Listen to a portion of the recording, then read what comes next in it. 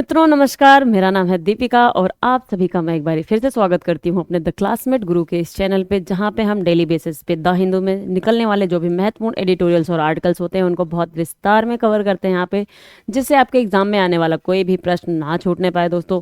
तो चलिए देख लेते हैं आज के हमारे क्या क्या आर्टिकल्स निकले हुए हैं, और हम यहाँ पे आपको एक प्रोवाइड करवाते हैं कोट, जो कोट आप अपने पेपर 4 में या ऐसे के पेपर में यूज़ कर सकते हो, और वो जो है काफ़ी इंपॉर्टेंट होता है आपके लिए। तो चलिए देख लेते हैं, और हम आपको सेशन स्टार्ट करने से पहले प्रोवाइड करवाते हैं क्वेश्चन। वो क्वेश्चन जो है आपके करंट अफेयर से संबंधित हो सकता है, वो प्लेसेस इन न्यूज़ से संबंधित हो सकता है, वो हो सकता है आपका प्रीवियस ईयर का क्वेश्चन। तो दोस्तों, और आप जानते हैं कि उससे संबंधित एक कोई ना कोई महत्वपूर्ण आर्टिकल्स हमारे पूरे डिस्कशन में मौजूद होता है, तो वहाँ से उसका आंसर देने की कोशिश कीजिएगा। हालांकि नहीं दे पाएंगे तो हम लास्ट में उसका आंसर का डिस्कशन कर लेंगे, जिससे आपकी प्रीलिम्स की तैयारी भी बेहतर तरीके से होती रहे। तो हमारा यही उद्देश्य होता है आपको क्वेश्चन प्रोवाइड करवाने का। तो चलिए देख लेते हैं कि हमारे क्या क्या इंपॉर्टेंट आर्टिकल्स निकले दोस्तों। एजुकेटिंग, देखिए एजुकेटिंग माइंड विदाउट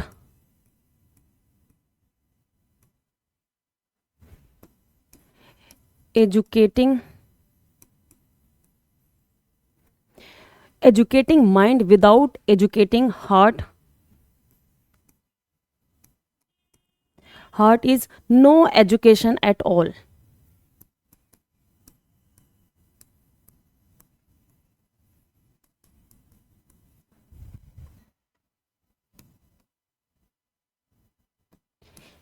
ये देखिए क्या कह रहे हैं यहाँ पे, educating mind without educating heart is no education at all. अब यहाँ पे शायद ये हो सकता है educating your mind without educating your heart is no education at all. ये किसने कहा है? ये कहा है आपके अरस्तु जी ने, एरिस्टोटल। ये एरिस्टोटल का कथन है दोस्तों, अरस्तु ने कहा है, अरस्तु। हालांकि अरस्तु ने कुछ कुछ ऐसी भी बातें कही थी जो सुन करके कुछ जो है हंसी भी आती है उनके कुछ कुछ बातों को, और जिसको लोगों ने बहुत ही बहुत लंबे समय तक 300 से 400 सालों तक जो है उनकी इस बात को लोग मानते रहे कि हाँ इन्होंने जो बात कही वो सच बात थी। पहले देखिए यहाँ पे ये हमारा कोड क्या कहता है, educating mind without educating heart is no education at all.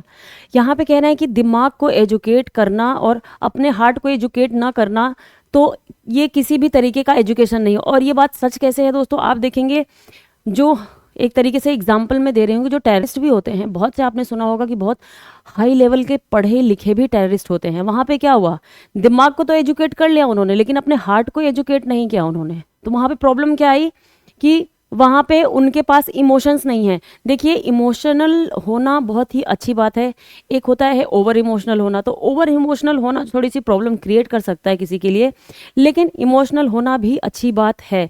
जैसे एक हो सकती है, आप बहुत से लोग इसको बोलते हैं कि हाँ ये मेरी कमज़ोरी है इमोशनल होना। कहीं पे आप देखेंगे इंटरव्यू वगैरह में पूछते हैं कि आपकी सबसे बड़ी वीकनेस क्या है, तो कोई लोग, बहुत से लोग बोलते हैं कि ओवर इमोशनल होना मेरी बहुत बड़ी कमज़ोरी है। लेकिन दोस्तों मैं अपने लिए बता दूँ, अगर एक्चुअली मैं देखती हूँ इमोशनल होना मेरे लिए एक तरीके से बहुत ज़्यादा पॉजिटिव पॉइंट भी रहा है। इमोशनल होने के लिए, इमोशनल होने की वजह से, ओवर इमोशनल होने की वजह से कुछ ऐसे काम भी हम कर लेते हैं जो ऐसे अगर हम नॉर्मल स्टेज में रहें तो हम वो नहीं कर पाएंगे, हमारा करेज नहीं हो पाएगा वो करने का।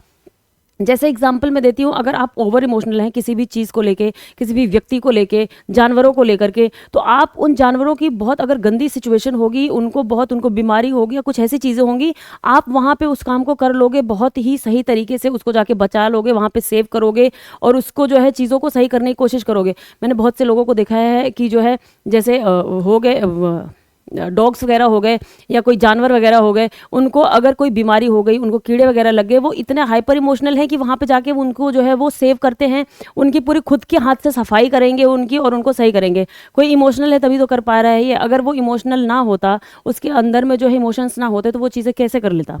तो इमोशनल होना बहुत पॉजिटिव भी होता है। आप अपने माँ बाप के प्रति अगर इमोशनल होते हो, अपनी फैमिली के प्रति इमोशनल होते हो, अपनी सोसाइटी को लेकर के इमोशनल होते हो, अपने देश को लेकर के इमोशनल होते हो, अपने पूरे विश्व को लेकर के इमोशनल होते हो तो ये अच्छी बात है। लेकिन हाइपर इमोशनल हो जाना और किसी सिर्फ एक पर्टिकुलर चीज़ के लिए आप इमोशनल हो गए तो ये एक तरीके से आप जो है रेडिकलाइज कर दिया आपने अपने इमोशन को, कि आप किसी एक पर्टिकुलर धर्म को लेकर के बहुत ज़्यादा इमोशनल हो गए, बाकी धर्मों के लिए आप जो है उस तरीके से आपने व्यवहार नहीं किया। तो एजुकेट करना अपने दिमाग के साथ साथ अपने हार्ट को भी, जो चीज़ों के लिए एजुकेशन आपने अपने हार्ट को जो है क्या कहते हैं एजुकेट करना, ये सिखाता है हमें। हालांकि बहुत से लोग नहीं सीख पाते हैं इस प्रोसेस में, इसीलिए आप देखेंगे एक नैतिक क्या कहते हैं नैतिकता वाली, इथिकल वाली जो किताब होती है वो आप देखेंगे 5th 6th में जो है, जो बोर्ड वगैरह होते हैं अलग अलग स्टेट्स के, वहाँ पे भी एक कंपलसरी समझो एक जो है इथिकल बुक्स होती हैं जो कि बच्चों को पढ़ाई जाती हैं, जिनमें हमारे अच्छे अच्छे जो पहले के लोग रहे हैं, चाहे स्वामी विवेकानंद हो गए और लोग जिन्होंने बहुत अच्छे अच्छे काम किए, या कुछ लोगों ने जो सोसाइटी के लिए बहुत अच्छा काम किया, उनके लिए वहाँ पे चैप्टर्स वगैरह दिए होते हैं। ये किस लिए किया जाता है?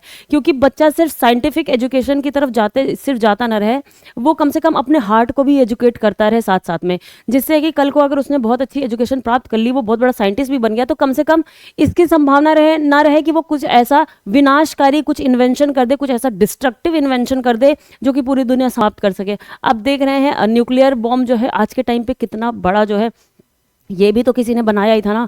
ओपनहाइमर आप देखेंगे मूवी भी आई है इस पे, बाद में जिन्होंने बनाया वो इसको लेकर के उन्होंने बहुत ज़्यादा रिग्रेट किया। उनकी एक वीडियो भी उस टाइम पे वायरल हो रही थी, वो रो भी रहे थे कि मैंने जो है दुनिया को ख़त्म करने का एक ऐसा जरिया बना दिया है, जिसको लेकर के वो बहुत ज़्यादा रिग्रेट फील कर रहे थे। तो दोस्तों एजुकेट करना अपने आप को अच्छी बात है, और इमोशनली भी अपने आप को एजुकेट करना, हार्ट के स्तर पे अपने आप को एजुकेट करना, लोगों से लेकर के इमोशनल कनेक्टिविटी आपके पास में होना, सोसाइटी को लेकर के आप अगर यूपीएससी की तैयारी करते हैं, कल को आप आईएएस बनना चाहते हैं, तो कम से कम आप मेंटली ही एजुकेट ना हो। इसीलिए इसमें एथिक्स का पूरा एक पेपर दिया होता है दोस्तों। एथिक्स का पेपर क्यों दिया गया है? जिससे कि आप अपने आप को सिर्फ और सिर्फ एक जो है साइंटिफिक और एक उसके ढर्रे पर जो है अपने आप को एजुकेट करते ना चले जाए, आप इथिकली भी अपने आप को एजुकेट करें। उसमें आप देखेंगे कि आपको डिसीजन मेकिंग के कितने ढेर सारे जो है एग्जाम्पल्स दिए जाएंगे कि अगर आपको ऐसी सिचुएशन दी गई तो वहां पे आप जो है कैसे डिसीजन लेंगे। तो ये सारी चीजें होती है दोस्तों। तो ये हमारा है आज का quote, educating mind without educating heart is no education at all. तो ये बात काफी हद तक सही भी है, और हम ये देखेंगे, और हम देखेंगे अपना जो है आज का आर्टिकल हमारे क्या क्या निकले हुए हैं। India to set up international big cat alliance, that is a very important news. हम इसको देखेंगे, यहाँ पे बिग कैट अलायंस की बात कही है इंडिया ने, और बिग कैट्स में क्या आती हैं, और क्वेश्चन भी यहीं से आपको मिलेगा, और आपको फिर ये आर्टिकल अच्छे से देखना रहेगा कि इस पर आंसर कैसे देंगे। Centre's housing scheme for tribal groups facing hurdles due to lack of accurate data. Tribals के बारे में, ट्राइबल ग्रुप्स के बारे में बात कही जा रही है। सेंटर से उनकी हाउसिंग स्कीम चलाई थी गवर्नमेंट ने, लेकिन वो सही से उसको प्रोवाइड नहीं करवा पा रही है, क्योंकि हमें कुछ एक्यूरेट डेटा प्राप्त नहीं हो पा रहा है। इसी के साथ में हम बहुत ही बेहद इंपॉर्टेंट जो है एक टॉपिक देखेंगे पीवीटीजीज का, जो कि इसमें इस आर्टिकल में भी निकला हुआ है, और उसको हम अलग से भी पूरा डिस्कस कर देंगे, जिससे क्वेश्चन आप देखेंगे पीवीटीजीज से भी क्वेश्चन आए हुए हैं हमारे प्रीवियस ईयर में। Elephants take dead calves to be buried in untrodden paths। अब यहाँ पे एक स्टडी निकली है, एलिफेंट जो होते हैं वो अपने डेड काफ, जो उनका कैरकास होता है, जो उनकी मृत शरीर होती है उनके बच्चों की, या जो कोई भी एलिफेंट होता है, तो उसमें वो कैसे उनको बरी करते हैं, ले जाकर के कहीं पे दफनाते हैं, तो उनका एक पैटर्न देखने को मिला है यहाँ पे। तो इसके साथ में हम एलिफेंट्स के बारे में थोड़ा सा जानने की कोशिश करेंगे। और अगला क्या होगा दोस्तों, Google removes matrimony streaming apps over fee row. Google के साथ में काफ़ी ज़्यादा क्लैश चल रहा है ऐप्स को लेकर के, जो इंडियन ऐप्स हैं उनको लेकर के काफ़ी क्लैश चल रहा है, वो सुप्रीम कोर्ट तक पहुंच गए थे। और यहाँ पे हम देखेंगे कि अभी हाल की उसमें न्यूज़ क्या आई हुई है, क्योंकि कुछ ऐप को अब आप जा करके प्ले स्टोर पे जाकर के सर्च मारेंगे तो वो ऐप आपको वहाँ पे अब नहीं दिखाई देंगे, नहीं मिलेंगे। तो जानेंगे कि इसका जो है सारा न्यूज़ क्या है ये। और अगला न्यूज़ होगा हमारा दोस्तों, with China out Indian firm to build Sri Lanka power project. अभी जो है मालदीव में तो इंडिया आउट हो रहा था, लेकिन चाइना श्रीलंका में यहाँ पे चाइना को आउट कर दिया है इंडिया ने इस टाइम पे, और वहाँ पे कुछ प्रोजेक्ट्स चला रहे हैं। तो हम देखेंगे कैसे प्रोजेक्ट हैं और क्या चीज़ें हैं वहाँ पे। अगला होगा हमारा US drone sales to India progress to the next stage.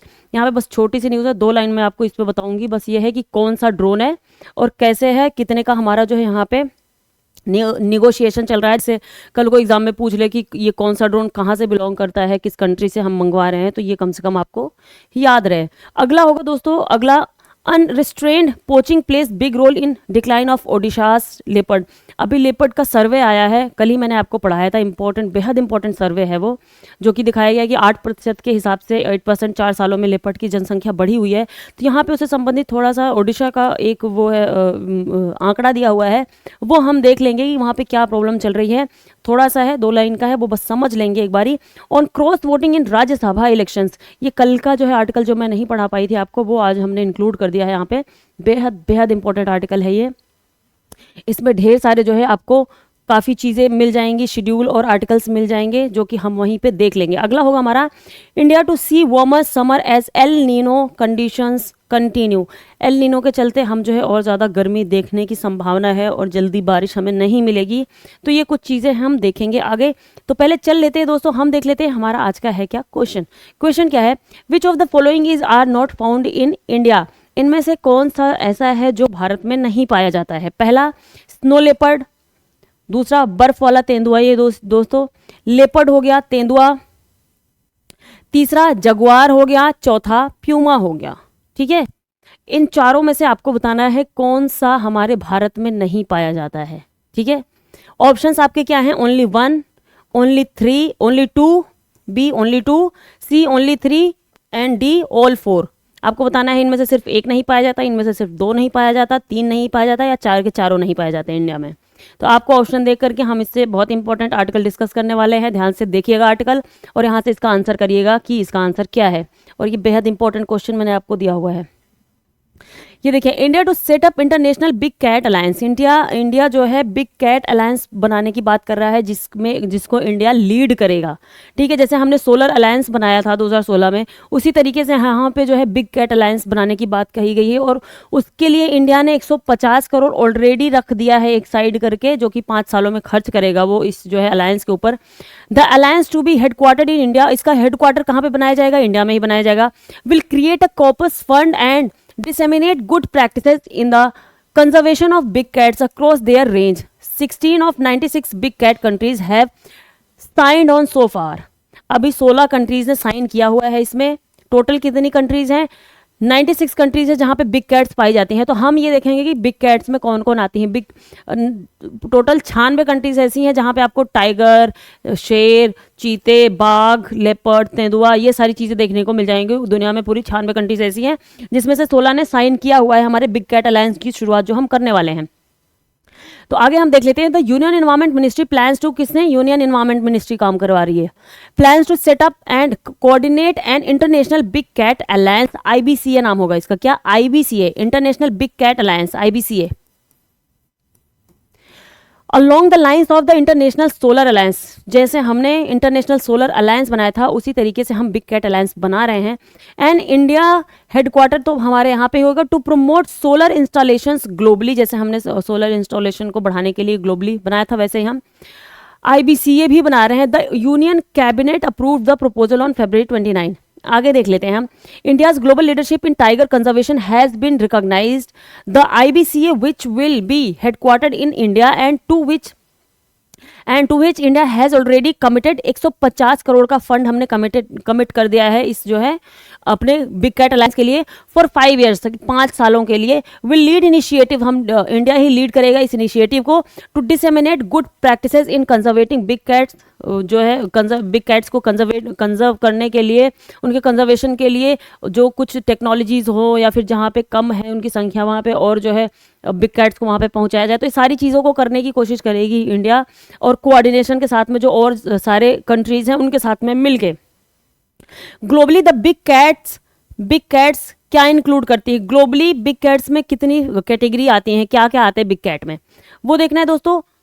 Tiger आते हैं इसमें, टाइगर आएगा आपका, लायन आएगा, शेर, ये आया बाघ आपका, शेर आया, लेपर्ड आया, तेंदुआ मतलब, और स्नो लेपर्ड आया, स्नो तेंदुआ आ गया, और प्यूमा आया, जगुआर आया, एंड चीता।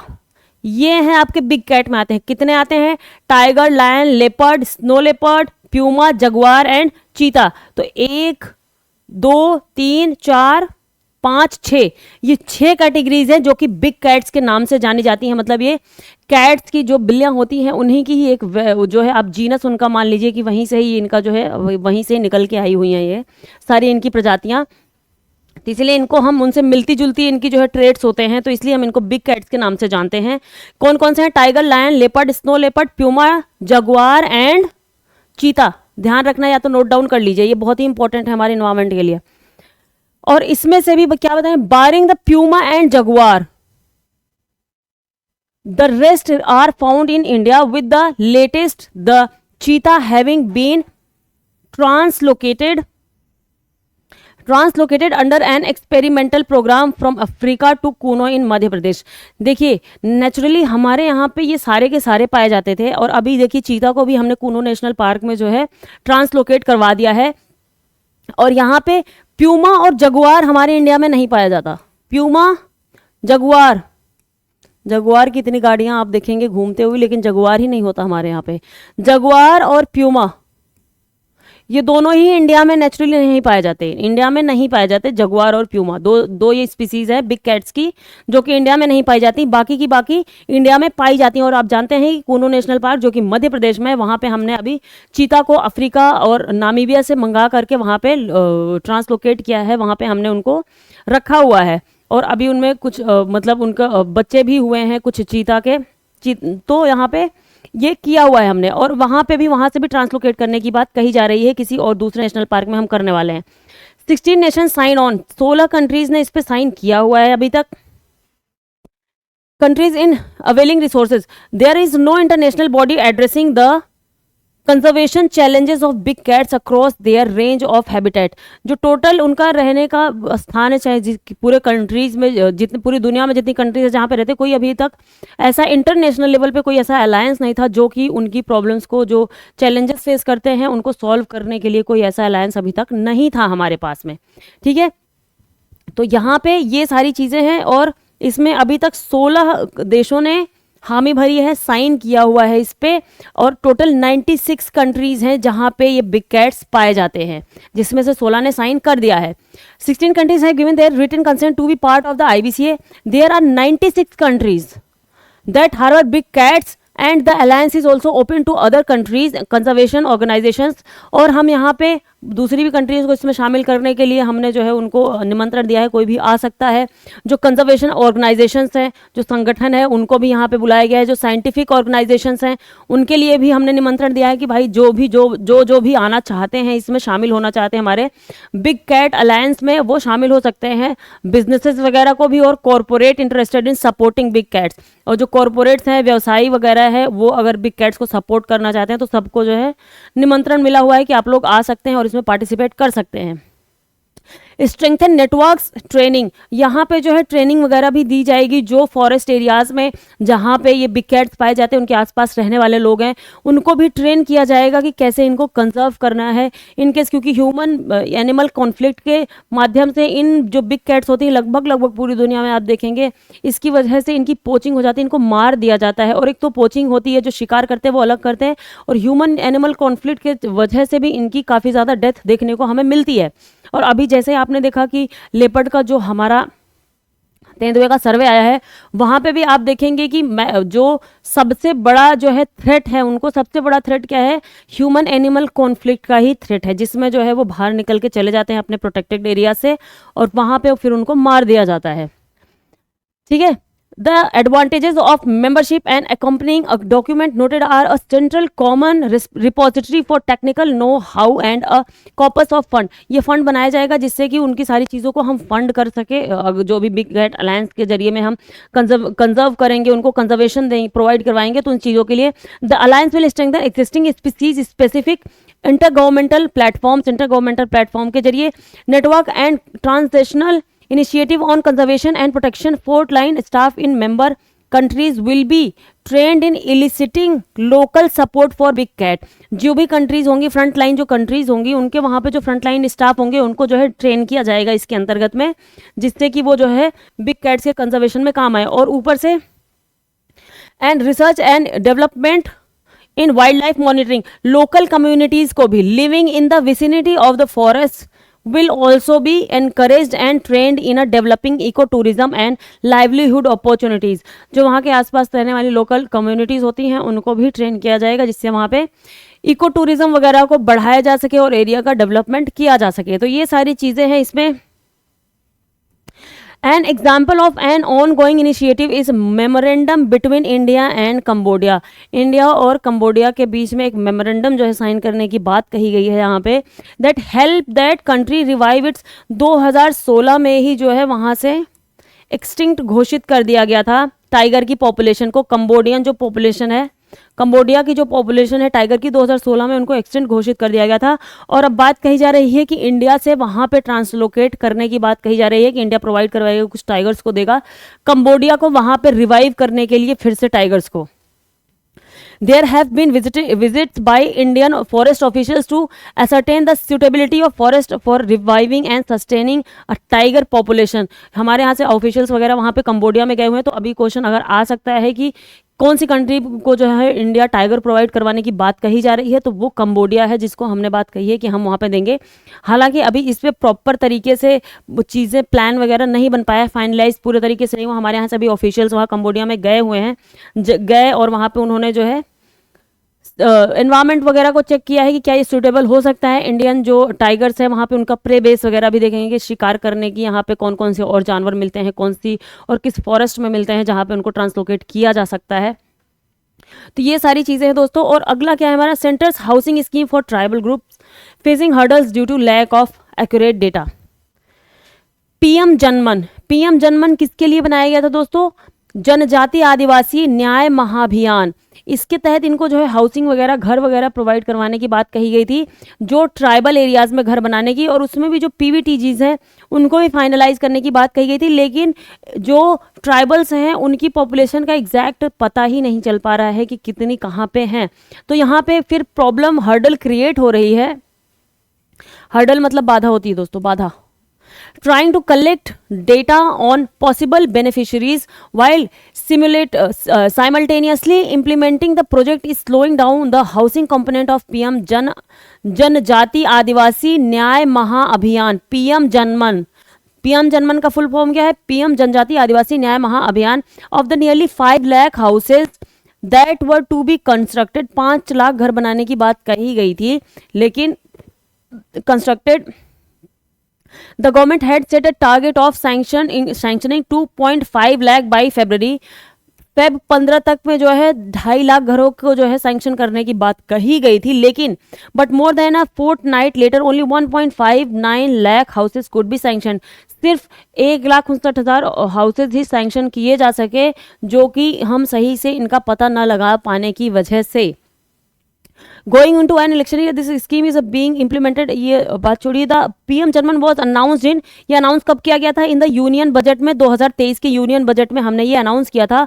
और the government relied on the PM गति शक्ति, पीएम गति शक्ति पोर्टल भी बनाया गया था to estimate the total population of 75 tribes.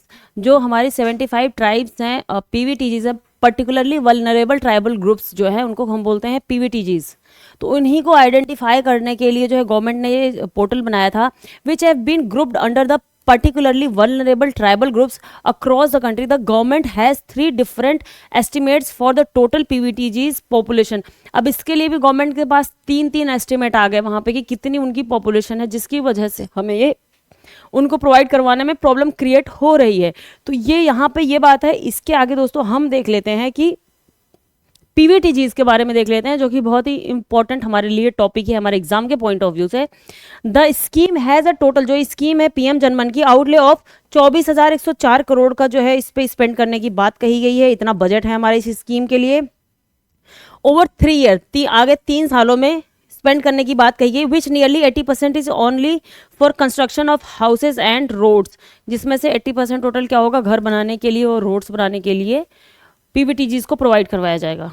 ठीक है, अब यहाँ पे हम पीवीटीजीज के बारे में बात कर लेते हैं। द नीड फॉर आइडेंटिफिकेशन, इनका आइडेंटिफिकेशन करने की क्या बात कही गई है आगे।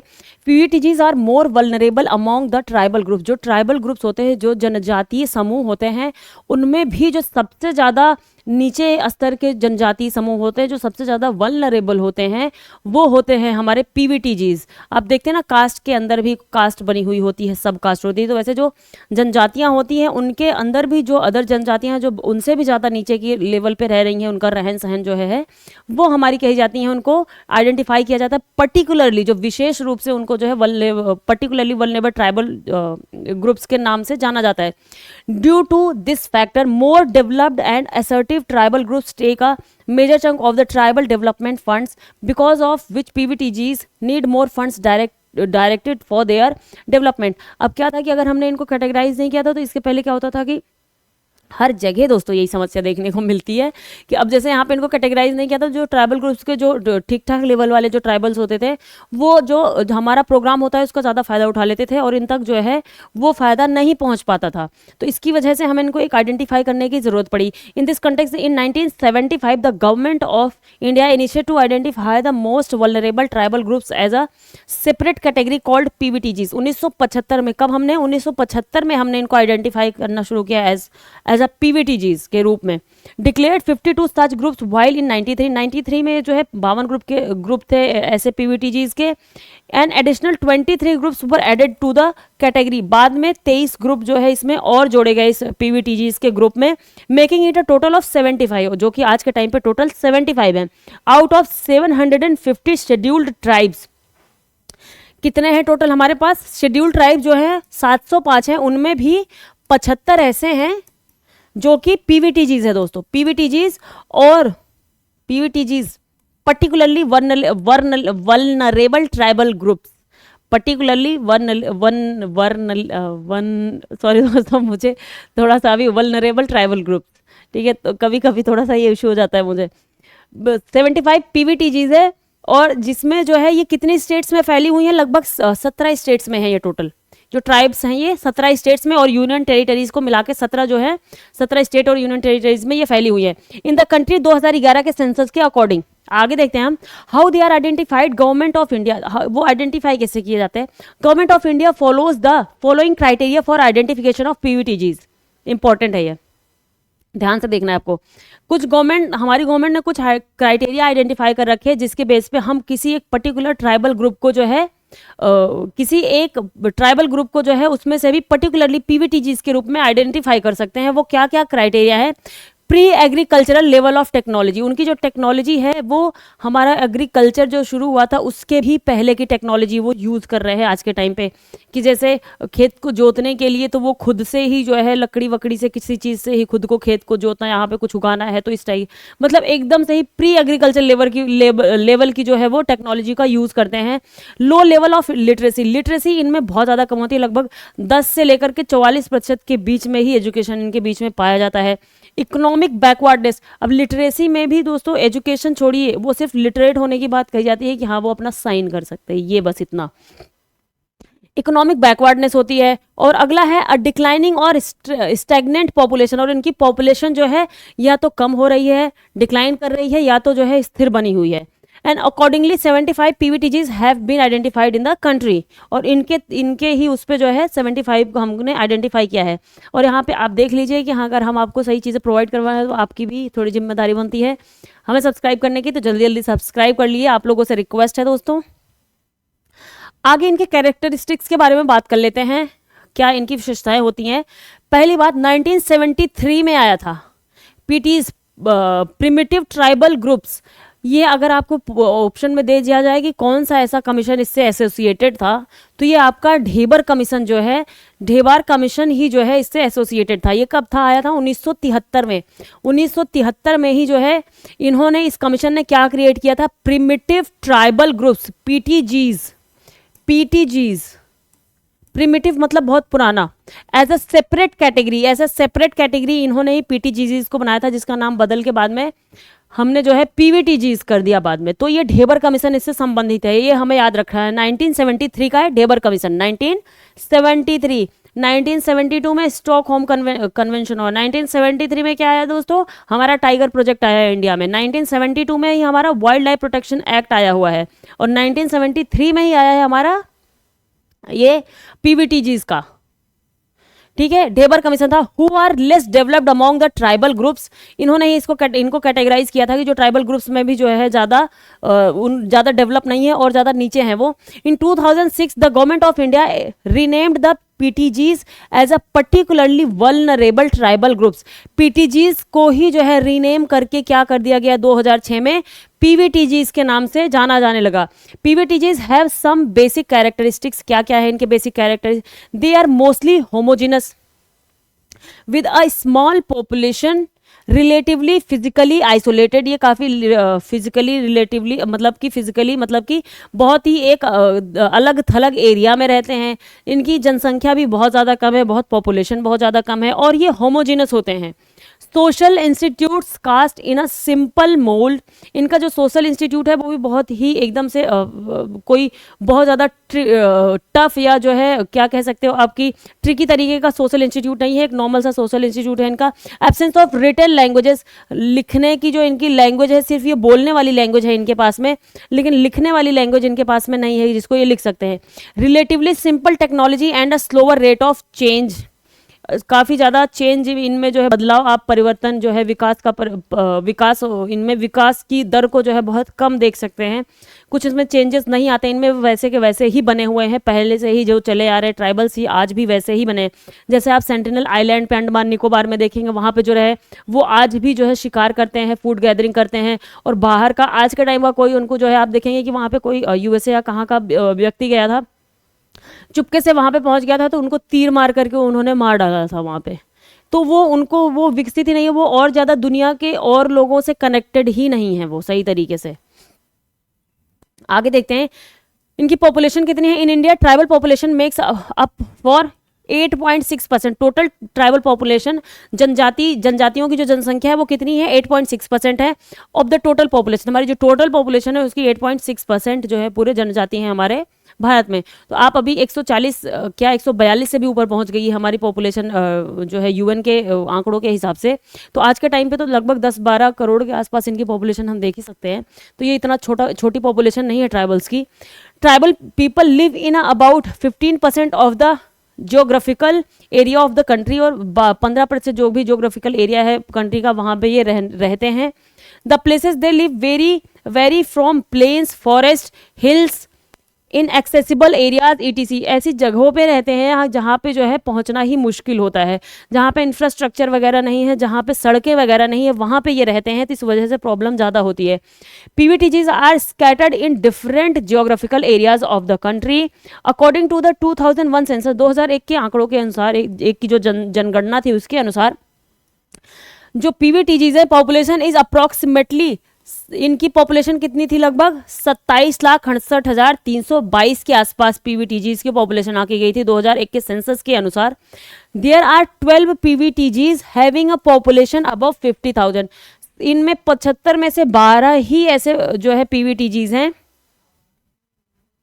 जिनकी पॉपुलेशन जो है 50,000 से ज़्यादा है, बाकी की जो है 50,000 से कम है। And the remaining groups have a population of 1,000 और लेस, और जो और बचे हुए हैं उनकी तो लगभग जो है 1,000 या उनसे कम ही है उनकी जनसंख्या। द PVTGs ऑफ सहरिया जो है एक हमारी जनजाति है, PVTGs है, पर्टिकुलरली वल्नरेबल ट्राइबल ग्रुप है, has the highest population of 4,50,217। ध्यान रखना है आपको, जो सहरिया है सबसे ज़्यादा जो है PVTGs में सबसे ज़्यादा जनसंख्या कितनी है सहरिया की। अभी हम आपको पूरा का पूरा बताएंगे कौन सी ट्राइबल कहाँ पे है, उसको आप डाउनलोड कर लीजिएगा, बाद में अच्छे से रिवाइज मार लीजिएगा दोस्तों। While the PVTGs of Sentinelese and Andamanese has a very small population, जो अंडमान और सेंटिनल आइलैंड पे रहते हैं उनकी तो लगभग, एक तो सेंटिनल आइलैंड वाले 39 हैं और जो अंडमान पे रहते हैं वो सिर्फ 43 बचे हुए हैं। ठीक है, मतलब बहुत ज़्यादा कम है, तो उनको कंजर्व करने के लिए हमारी गवर्नमेंट और ज़्यादा सोचती है, और वहाँ पे लोगों का जाना अलाउड नहीं है उनके बीच में, और क्योंकि वो किसी को पहचानते भी नहीं है और बाहर के लोगों को, तो इस वजह से भी हमारी गवर्नमेंट लोगों को रोकती है, और वहाँ पे जाने पे जान का खतरा ही होता है, क्योंकि वो अभी भी तीर वगैरह चलाते हैं, उससे ही जो है चीज़ें, अपना शिकार वगैरह भी आज के टाइम पे उन्हीं से ही करते हैं। अब ये सारी की सारी लिस्ट है हमारी PVTGs की, ध्यान रखिएगा, इंपॉर्टेंट है ये। Name of the particular vulnerable tribal groups PTGs earlier called as a primitive tribal groups state पहले जो है पीटीजीज के जो नाम से जाना जाता था वही अब पीवीटीजीज के नाम से। कब किया गया ये? 2006 में किया गया था। 1973 में ढेबर कमीशन आया था जिन्होंने पीटीजीज को आइडेंटिफाई किया था। 1975 से गवर्नमेंट ने स्टार्ट किया था इनको आइडेंटिफाई करना, और फिर 2006 में जो है इनका नाम बदल के पीवीटीजीज कर दिया गया। याद रखना ये चीज़ें। और सहरिया जो हमारी जनजाति है वो सबसे बड़ी पॉपुलेशन है पीवीटीजीज के अंतर्गत में, और जो सेंटिनलीज हैं, अंडमानीज हैं, वो सबसे कम पॉपुलेशन है उनकी, 39 और 43 के ही आसपास है। आंध्र प्रदेश में कौन कौन सी पाई जाती हैं पीवीटीजीज?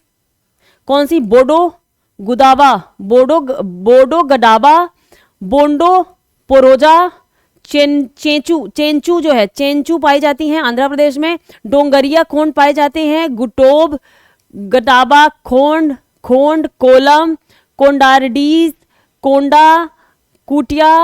यार दोस्तों देख लीजिएगा, मेरे को तो जो है अब यहाँ पे पढ़ने में मुश्किल हो रही है, अलग अलग तरीके के नाम है। कुटिया खोंड, परेंगी, पोरोजा, थोटी। याद तो कैसे ही रखा जाएगा, लेकिन यहाँ पे मैं आपको स्पेसिफिकली कहाँ का बता देना चाहती हूँ, देखती हूँ दिखता है तो। महाराष्ट्र, मणिपुर, उड़ीसा, राजस्थान, तमिलनाडु, उत्तर प्रदेश का। उत्तर प्रदेश, उत्तराखंड जो इंक्लूडेड है पहले साथ में। बक्साज हैं और वो राजीज हैं। राजीज और बक्साज कहाँ पे हैं ये? उत्तर प्रदेश इंक्लूडिंग उत्तराखंड को मिला करके ये कहाँ पे हैं? बक्साज और राजीज। ये ध्यान रखना क्योंकि एग्जाम नजदीक आने वाला है, तो इसलिए मैंने सोचा आपको बता दूं वहाँ का। और अंडमान निकोबार वाले कौन से हैं? ग्रेट अंडमानीज, जरावा पाए जाते हैं वहां पे, ओंगीज पाए जाते हैं, सेंटिनलीज पाए जाते हैं, शोमपेंस पाए जाते हैं, शोमपेंस, SHOMPENS। ये मैं इसलिए बता रही हूँ क्योंकि ये थोड़ा सा स्पेसिफिक तरीके का है कि ये हमारे आइलैंड पे पाए जाते हैं, तो इसलिए ये इंपॉर्टेंट और ज़्यादा हो जाते हैं हमारे लिए। त्रिपुरा में एक ही पाई जाती है, रिंग्स बोलते हैं हम इनको, रिंग्स, REANGS, रिंग्स। और यहाँ पे राजस्थान में भी एक ही पाई जाती है, सहरिया, जो जिनकी पॉपुलेशन सबसे ज़्यादा है। वो कहाँ की है दोस्तों? राजस्थान की है सहरिया। और तमिलनाडु में कौन सी है? कट्टू, नयाकंस, कोटन्स, कुरुम्बास, इरुलाज। ये आप PYQ में देखेंगे तो ये नाम भी दिए गए थे। ये इरुलाज कहाँ की है? तमिलनाडु की। इरुलाज, पनियंस भी हैं, पनियंस, इरुलाज, कोटाज। ये सारी की सारी जो है पीवीटीजीज कहाँ की हैं? तमिलनाडु की हैं। और आपको ध्यान रखना है सहरिया कहाँ की है? राजस्थान की है, जिसकी सबसे ज़्यादा पॉपुलेशन है। मणिपुर में एक ही पाई जाती है, कौन सी? मोरम नागाज। मणिपुर में मारम नागाज, MARRAM, नागाज। मारम नागाज मणिपुर में पाई जाती है, और एक ही पाई जाती है कहाँ पे? त्रिपुरा में, जिनको हम रिंग्स कहते हैं। नॉर्थ ईस्ट का एरिया जो है काफ़ी ज़्यादा क्लैश चल रहा है वहाँ पे, तो ये भी हमें ध्यान रखने से सही रहेगा। और थोड़ी सी और देख लेते हैं हम यहाँ पे। कर्नाटका में 2 पाई जाती हैं, जेनुकुर्बा, कोरागा। जेनुकुर्बा और कोरागा पाई जाती है आपके कर्नाटका में। और मध्य प्रदेश में कौन से हैं? अबूझ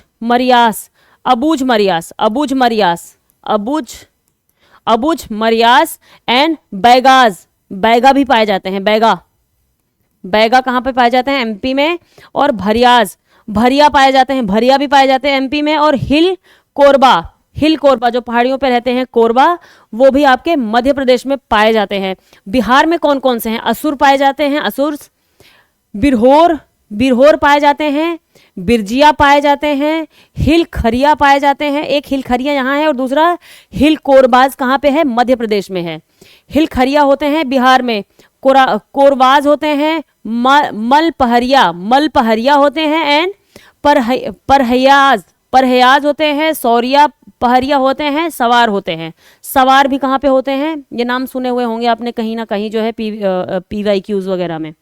तो चलिए आगे चलते हैं। आप इसको डाउनलोड कर लीजिएगा, यहीं से स्क्रीनशॉट ले लीजिएगा, और जो है इसको क्या कहते हैं, रट लीजिएगा। थोड़ा सा 2-4 बारी देख लेंगे तो ध्यान में आ जाएगा, जिससे अगर एग्जाम में कोई ऑप्शन में आए तो आप इसको जो है सॉल्व करने की स्थिति में रहें। इसलिए मैंने यहाँ पे आपको ये प्रोवाइड करवा दी है, इसलिए मैं इसको हटा दे रही हूँ, जिससे आप अगर स्क्रीनशॉट भी लेना चाहें तो आप इसकी स्क्रीनशॉट ले सकते हैं अपने लिए। ठीक है, ये देख लीजिए, लेना चाहिए तो ले लीजिएगा। चलिए चलते हैं आगे। अब हम उत्तर प्रदेश इंक्लूडिंग उत्तराखंड वाला याद रखिएगा, बक्सा एंड राजी, बक्सा एंड राजी ये पाए जाते हैं उत्तर प्रदेश और उत्तराखंड मिला करके। Elephants take dead calves to be buried in untrodden paths study. यहाँ पे बात कही गई है कि जो एक स्टडी आई है सामने जिसमें दिखाया गया है जो एशियन एलिफेंट्स हैं उनकी एक स्पेसिफिक नेचर को दिखाया गया है कि अगर उनका बच्चा मर जाता है या फिर उनका जो है कोई फैमिली मेम्बर मर जाता है हाथियों का, वो एक झुंड में चलते हैं, उनकी पूरी फैमिली होती है हाथियों की दोस्तों। तो उनमें देखा गया कि वो उनको ले जाते हैं दफनाने के लिए, और दफनाते ऐसी जगह पे हैं जहाँ पे पहले से अगर कोई दफनाएगा तो वहाँ नहीं दफनाएंगे, ऊपर से चलते फिरते रास्ते के आसपास नहीं दफनाएंगे, थोड़ा दूर ले जाके दफनाएंगे, और जो है उनका पैर जो है पैर को ऊपर करके ही दफनाते हैं वो अपने बच्चों को, बच्चों या कोई भी हाथी हो, ठीक है, पैर को ऊपर करके दफनाते हैं, एक तरीके से ट्रिब्यूट ही देना समझ लीजिए। Elephants in the eastern Himalayan flood plains, eastern Himalayan की बात की जा रही है, eastern Himalayan flood plains bury their calves in a legs upright, leg उनका ऊपर की तरफ होता है पोजिशन।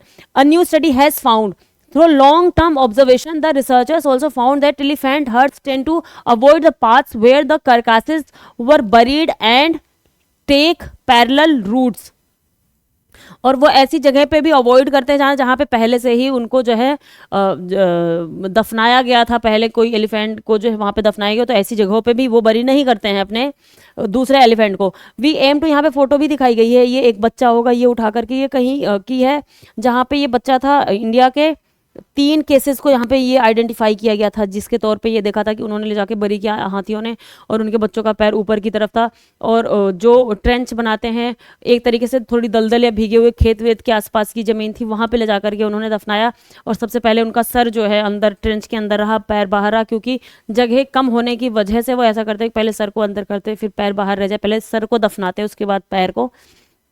और यहाँ पे एक नाम देख लीजिए, कौन से, journal of threatened taxa, journal of threatened taxa, इसी में ये स्टडी जो है पब्लिश हुई थी। और आगे क्या है, rampant environmental changes and forest destruction push Asian elephants, जो बहुत तेज़ी से हमारा इन्वायरमेंट बदला है और फॉरेस्ट जो है ख़त्म होने लग गए हैं इतनी स्पीड में, उन्होंने Asian elephants and their African counterparts to explore human spaces to fulfil their dietary and ecological requirements leading to novel elephant sub behaviour in shared spaces. अब यहाँ पे क्या हुआ कि वो स्टडी ये कह रही है कि बहुत तेज़ी से हमारा इन्वायरमेंट वगैरह बदला है और उनके फॉरेस्ट खराब हुए हैं, तो वो कहाँ पे रहने के लिए बाध्य हो गए, थोड़ा टेंड हो गए जहाँ पे ह्यूमन वगैरह रहते हैं उस एरिया में भी रहने के लिए वो बाध्य हो गए। तो इसकी वजह से उनका जो व्यवहार है वो थोड़ा सा नरम हो गया है धीरे धीरे। आप जानते हैं कि जंगली जो एलिफेंट होते हैं वो तो बहुत ही खतरनाक होते हैं कि घर वर उखाड़ दे कर दे, लेकिन अब उनको उनके साथ में ही रहना है एक तरीके से, तो इस तरीके से वो काफ़ी ज़्यादा नोवेल बिहेवियर हो गया है। जो एशियन एलिफेंट है उनका साइंटिफिक नेम क्या है, एलिफाज मैक्सिमस बोलते हैं एशियन एलिफेंट्स को। अफ्रीकन काउंटर पार्ट जो होते हैं, अफ्रीकन एलिफेंट होते हैं, उनको क्या बोलते हैं, लोक्सोडोंटा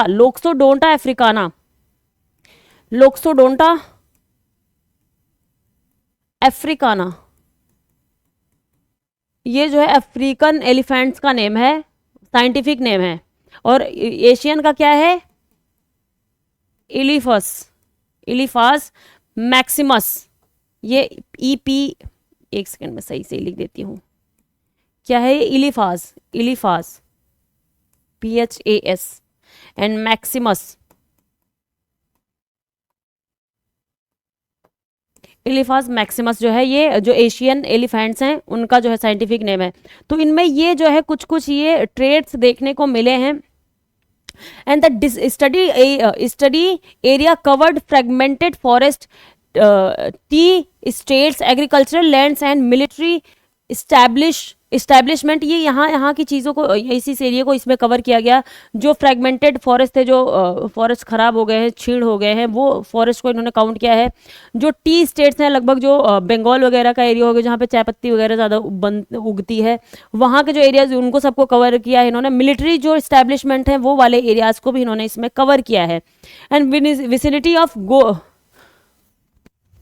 Gorumara wild life division and बक्सा टाइगर रिजर्व, इस विसिनिटी को इन्होंने शामिल किया। Gorumara wild life division and बक्सा टाइगर रिजर्व, आपको बताना है ये दोनों ही टाइगर रिजर्व कहाँ पे हैं, वाइल्ड लाइफ सेंचुरी और बक्सा tiger reserve. It explains the burial strategy of elephants in the irrigation drains of the T states. जो इरिगेशन ड्रेन्स हैं, जो सिंचाई के ड्रेन्स है, स्ट्रीम जो वगैरह आती है, जो छोटे छोटे वो आते हैं वहाँ पे, तो वहाँ पे थोड़ा दलदल एरिया मिलता होगा उनको, तो जहाँ पे दफनाना उनके लिए आसान होता है, तो ऐसी जगहों पे वो दफना रहे हैं और दफनाते हैं अपने अदर मरे हुए एलिफेंट्स को। Marks on the bodies of the calves, the youngest, एक जो है स्टडी में 2-3 को जो है इन्होंने पाया कि कैसे उनको दफनाया गया था। द यंगेस्ट वेइंग 160, एक था 160 किलो का जो है बच्चा ही एलिफेंट का बच्चा था, जो कि लगभग 4 महीने का ही था। Old while the oldest was एक 12 महीने का था, जो लगभग 350 किलोग्राम का था। Suggested the elephants dragged them from a distance to be buried at a preferred location. उनको जो है अदर एलिफेंट जो है ड्रैग करके जो है घसीटते हुए लेकर के किसी जहाँ पे उनको दफनाना था वहाँ पे लेकर के गए, वहीं पे ही उन्होंने नहीं दफनाया, छोड़ा नहीं वहाँ पे, वहाँ से उठा करके ले गए कहीं अदर जगह पे दफनाने के लिए। देख रहे हैं दोस्तों, हर किसी में इमोशंस होता है, जानवरों में भी कितना ज़्यादा इमोशंस होते हैं, लेकिन हम समझ नहीं पाते हैं, हमें लगता है सिर्फ इंसान ही इंसान। लेकिन चलिए देख लेते हैं थोड़ा सा इनका आईयूसीएन स्टेटस वगैरह भी देख लेते हैं। जो एशियन एलिफेंट्स हैं इनके बारे में देख लेते हैं थोड़ा सा। There are 3 sub species, Asian elephant की 3 सब स्पीसीज है। कौन सी? Asian elephant which are the Indian, एक इंडियन हो गई, एक सुमात्रन हो गई और एक श्रीलंका वाली हो गई। 3 सब स्पीसीज हैं। इंडियन एक हो गई स्पेसिफिक एशिया में, दूसरी सुमात्रा की हो गई, तीसरी जो है श्रीलंका की हो गई, ध्यान रखना है श्रीलंकन। और the Indian sub species has the widest range and accounts for the majority of the remaining elephant on the continent. पूरे एशिया में आप समझ लीजिए कि सबसे ज़्यादा मेजोरिटी में कहाँ पे? इंडिया में ही है। इंडियन सब स्पीसीज ही पाई जाती हैं, काफ़ी वाइडेस्ट रेंज में पाई जाती हैं। और ग्लोबल पॉपुलेशन कितना है एस्टिमेटेड? 20,000 to 40,000 इनका है एशियन स्पीसीज का, जो एलिफेंट की 20,000 से 40,000 के आसपास है। और प्रोटेक्शन स्टेटस क्या है इनका एशियन एलिफेंट्स का? आईयूसीएन रेड लिस्ट में क्या है? इंडेंजर्ड कैटेगरी में आती हैं ये। वाइल्ड लाइफ प्रोटेक्शन एक्ट में WPA में हमारे शेड्यूल 1 में आती हैं और साइट्स की अपेंडिक्स 1 में आती हैं। ठीक है, WPA की शेड्यूल 1 में आती हैं और साइट्स की भी अपेंडिक्स 1 में आती हैं, और आईयूसीएन की रेड लिस्ट में एंडेंजर्ड कैटेगरी में आती हैं। और अफ्रीकन एलिफेंट के बारे में देख लेते हैं हम। There are 2 sub species, African की 2 सब स्पीसीज है और एशियन की 3 सब स्पीसीज है। कौन कौन सी हैं? द सवाना वाली है एक, दूसरी है आपकी जो, या उनको बुश का भी कहते हैं, बुश एलिफेंट भी कहते हैं elephant, and the forest elephant. एक बुश एलिफेंट जो सवाना वाली होती है, दूसरा फॉरेस्ट एलिफेंट। और इनकी पूरी ग्लोबल पॉपुलेशन कितनी है? लगभग 4 लाख के आसपास है, 4 लाख के आसपास है। अभी आपने देखा होगा कि वहाँ पे काफ़ी ज़्यादा एलिफेंट के पानी की वजह से, पानी ना मिलने की वजह से बहुत ज़्यादा एलिफेंट्स की वहाँ पे मृत्यु हो रही थी। तो ये काफ़ी न्यूज़ में भी बना हुआ था। अफ्रीकन कॉन्टिनेंट में कई एलिफेंट्स मारे गए थे, तो इनकी पॉपुलेशन भी वहाँ पे काफ़ी ज़्यादा है। Earlier in July 2020 Botswana Africa witness the death of 100 of elephants. 2020 में बोत्सवाना ने भी देखा था, और अभी हाल में ही मुझे वो कंट्री का नाम नहीं याद आ रहा है दोस्तों, वहाँ पे भी पानी की वजह से, पानी सही से मिल नहीं पा रहा था, न्यूज़ में ही निकला था कि पानी ना मिलने की वजह से वहाँ पे जो है काफ़ी ज़्यादा डेथ हुई थी एलिफेंट्स की। और इनका इसलिए इनका प्रोटेक्शन स्टेटस वगैरह भी देख लेते हैं, इंपॉर्टेंट होगा हमारे लिए। आईयूसीएन रेड लिस्ट के लिस्ट स्टेटस क्या है इनका? जो अफ्रीकन सवाना एलिफेंट है, जिनको बुश एलिफेंट के नाम से जाने जाते हैं, वो एंडेंजर्ड कैटेगरी में आते हैं वो। दूसरा अफ्रीकन जो फॉरेस्ट एलिफेंट है वो क्रिटिकली एंडेंजर्ड कैटेगरी में आते हैं। ठीक है, क्रिटिकली एंडेंजर्ड कैटेगरी में आते हैं अफ्रीकन फॉरेस्ट वाले, और सवाना वाले आते हैं एंडेंजर्ड कैटेगरी में, और साइट्स की अपेंडिक्स 2 में आते हैं ये, और एशियन वाले अपेंडिक्स 1 में आते हैं, ध्यान रखना है हमें। चलिए चलते हैं आगे। यहाँ पे देखिए, Google removes matrimony streaming apps over fee row. Google requires apps to pay a platform fee that could range from 11 to 30%। जो है गूगल ने कह दिया कि जो हमारा गूगल प्ले स्टोर वगैरह है, वहाँ के लिए अगर कोई भी कंपनी अपना ऐप वहाँ पे रखती है, जिसे कि लोग डाउनलोड करते हैं। आप देखते हैं कि आपको कहीं पे भी कोई भी ऐप डाउनलोड करना होता है तो आप भागे प्ले स्टोर में जाते हैं, गूगल के प्ले स्टोर में, वहाँ से जो है ऐप्स को डाउनलोड करते हैं। तो गूगल ने कह दिया कि जो इंडियन कंपनीज़ हैं ये बहुत ही चालाक है एक तरीके से, जो कि हमें जो है अपना जो है वहाँ पे हमारे प्ले स्टोर पे अपने ऐप्स की स्ट्रीमिंग के लिए पैसा नहीं देती हैं। और बहुत टाइम से जो है ये विवाद चल रहा है, और इंडियन जो कंपनीज़ हैं वो पैसा नहीं देना चाहती हैं गूगल को, क्योंकि वो कहती है जो एंटरटेनमेंट वाले जो चैनल्स हैं, अगर वहाँ पे हम पैसा देंगे और उसके लिए हम ऐप को भी फिर डाउनलोड करवाने के लिए एक तरीके से पैसा लगाना पड़ जाएगा, क्योंकि जब कोई वहाँ पे वो लोग पैसा देंगे ऐप को वहाँ पे रखने के लिए, तो कोई ऐप डाउनलोड करेगा तो थोड़ा बहुत हो सकता है उसका चार्ज देना पड़े। तो इस वजह से अगर गलती से चार्ज देना पड़ गया तो जो हमारे इंडियन व्यूअर्स हैं फिर वो एंटरटेनमेंट अपने आप को नहीं करेंगे, एंटरटेन नहीं करेंगे, चलेगा, लेकिन वो वहाँ पे पैसे नहीं देंगे। तो इस बात का डर लग रहा है और कंपनीज को, तो इसलिए वो पैसे नहीं देना चाहती हैं गूगल को। लेकिन गूगल जो है फिर सुप्रीम कोर्ट में यहाँ पे सारी बात चली गई, जो कंपनी थी वो भी सुप्रीम कोर्ट के पास पहुंच गई। तो सुप्रीम कोर्ट की तरफ से उनको राहत नहीं मिल पाई कंपनीज को, और यहाँ पे जो है गूगल ने उनकी कुछ कुछ साइट्स को अपने प्ले स्टोर से ऐप से हटा दिया है। आप जाके ढूंढेंगे तो आपको ये ऐप्स वहाँ पे नहीं मिलेंगे। अभी कौन कौन से ऐप हैं, कल ही हटाया है इनको, including Bharat matrimony. Bharat matrimony वो शादी वादी के लिए, आप लोग में से किसी को शादी करनी हो तो वहाँ पे बना सकते थे, लेकिन हालांकि अभी के टाइम के लिए ये प्ले स्टोर से हटा दी गई है, तो पता नहीं कहाँ पे ये मिल रही होगी, मुझे नहीं मालूम। भारत मैट्रिमनी, ट्रूली मैडली, ये भी कोई डेटिंग वेटिंग की साइट ही होगी, शादी वादी की। द क्वैक क्वैक करके एक जो है साइट थी, एंड 2 स्ट्रीमिंग सर्विसेज, आल्ट जो बालाजी टेलीफिल्म्स है, और आल्ट बालाजी वाली जो टेलीफिल्म्स है वो the audio platform Kuku FM, इसको भी वहां से हटा दिया गया है। तो अब ये सारे लोग परेशान हैं, और कुछ एक दो लोगों ने ये मान लिया है कि ठीक है हम जो है दे देंगे पैसे, जैसे ये क्वैक क्वैक के फाउंडर जो रवि मित्तल, उन्होंने कह दिया कि हम तो दे देंगे पैसे, लेकिन हमारे पास कोई अब चारा बचा नहीं है। और यहाँ पे गूगल कह रही है कि लगभग 11 से 30% के आसपास जो है आपको फी चार्ज देना पड़ेगा। और भी जो अदर कंपनीज हैं, हम जिनका ऐप यहाँ पे हमारे प्ले स्टोर पे डाला होता है, वो हमें पैसे पे करती हैं, जो अदर दुनिया के अदर ऐप्स वगैरह हैं, लेकिन यही लोग इनको पे नहीं कर रहे थे। तो इन्होंने कहा कि हम उनसे पैसे लेंगे जो एक अच्छे खासे लेवल पे इस्टेब्लिश हो चुकी कंपनीज हैं, जो ऐप चल रहे हैं, जैसे कि ये भारत मैट्रिमनी का, तो ये हज़ारों करोड़ों की जो है कंपनी है एक तरीके की, तो इनसे हम पैसे चार्ज करेंगे जो लोग अच्छे लेवल पे हैं। तो यहाँ पे ये बात हो गई थी। तो ये सारी चीज़ें थी, तो ये छोटी सी न्यूज़ थी, मैंने आपको एक फॉलोअप के लिए बता दिया कि हाँ एक बारी आपकी जानकारी में रहना चाहिए। चलते हैं आगे। With China out, Indian firm to build Sri Lanka power project. बात क्या हो गई थी, ये बहुत ही जो है मज़ेदार तरीके की बात हो गई कि जो श्रीलंका है वहाँ पे कुछ पावर प्रोजेक्ट लगाने की बात कही गई थी चाइना के थ्रू, और वो जो है वर्ल्ड बैंक के जरिए उसका ऑक्शन करवाया गया था, और कुछ चाइना की कंपनी थी जो भी जिस तरीके से वहाँ पे उनको मिल गया हो वो जो प्रोजेक्ट था श्रीलंका का, वहाँ पे उन्होंने बात कही थी कि हम यहाँ पे लगाएंगे आपके यहाँ पे पावर प्लांट। और वो जो श्रीलंका का नॉर्थ वाला एरिया है, नॉर्थ वाला एरिया आप देखेंगे तो जो तमिलनाडु से लगभग 50 किलोमीटर के ही दूरी पे आपको मिलेगा, वो जहाँ पे ये प्रोजेक्ट लगाने की बात कही गई थी। तो इंडिया को इस बात से टेंशन हो गई थी कि यहाँ पे अगर चाइना लगाएगा तो ये तो हमारे एकदम से ही टेरिटरी में घुस के आ जाएगा। तो उन्होंने फिर ऑफर किया श्रीलंका को कि हम आपको एक तरीके से ग्रांट के तौर पे ये आपका पावर प्लांट वहाँ पे लगा देंगे। ग्रांट मतलब अनुदान, एक तरीके का फ्री में लगा देंगे, ऐसा हुआ। और वहाँ पे जो चाइना थी वो एक तरीके का लोन दे करके वहाँ पे लगवा रही थी वो पावर प्रोजेक्ट्स वहाँ पे।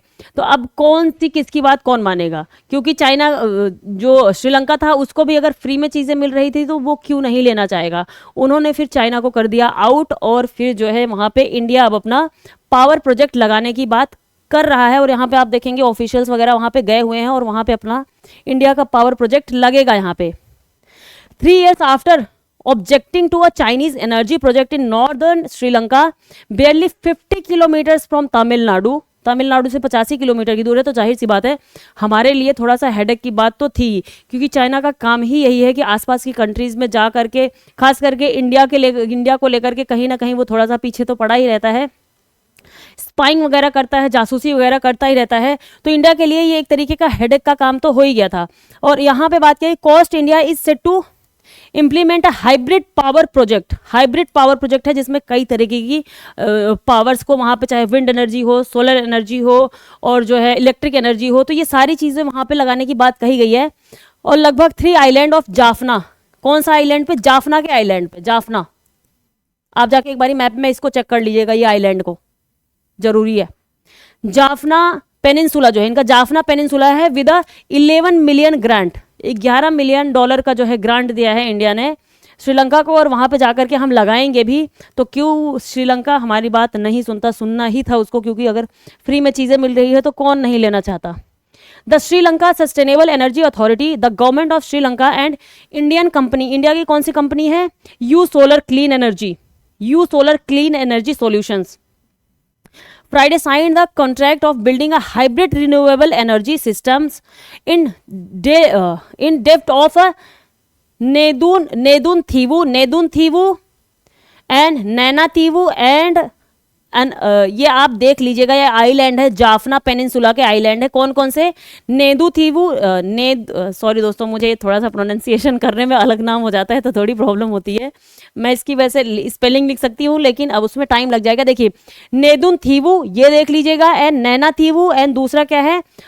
अनालय तीवू आइलैंड है, नेदुन तीवू आइलैंड है, एंड नैना तीवू आइलैंड है। ये 3 आइलैंड है जहाँ पे हमारा पावर प्रोजेक्ट लगने वाला है इंडिया का, और ये जाफना पेनिनसुला पे है। तो आप जाकर के ये नॉर्थ का ही जो एरिया है यहीं पे ही है ये सारे।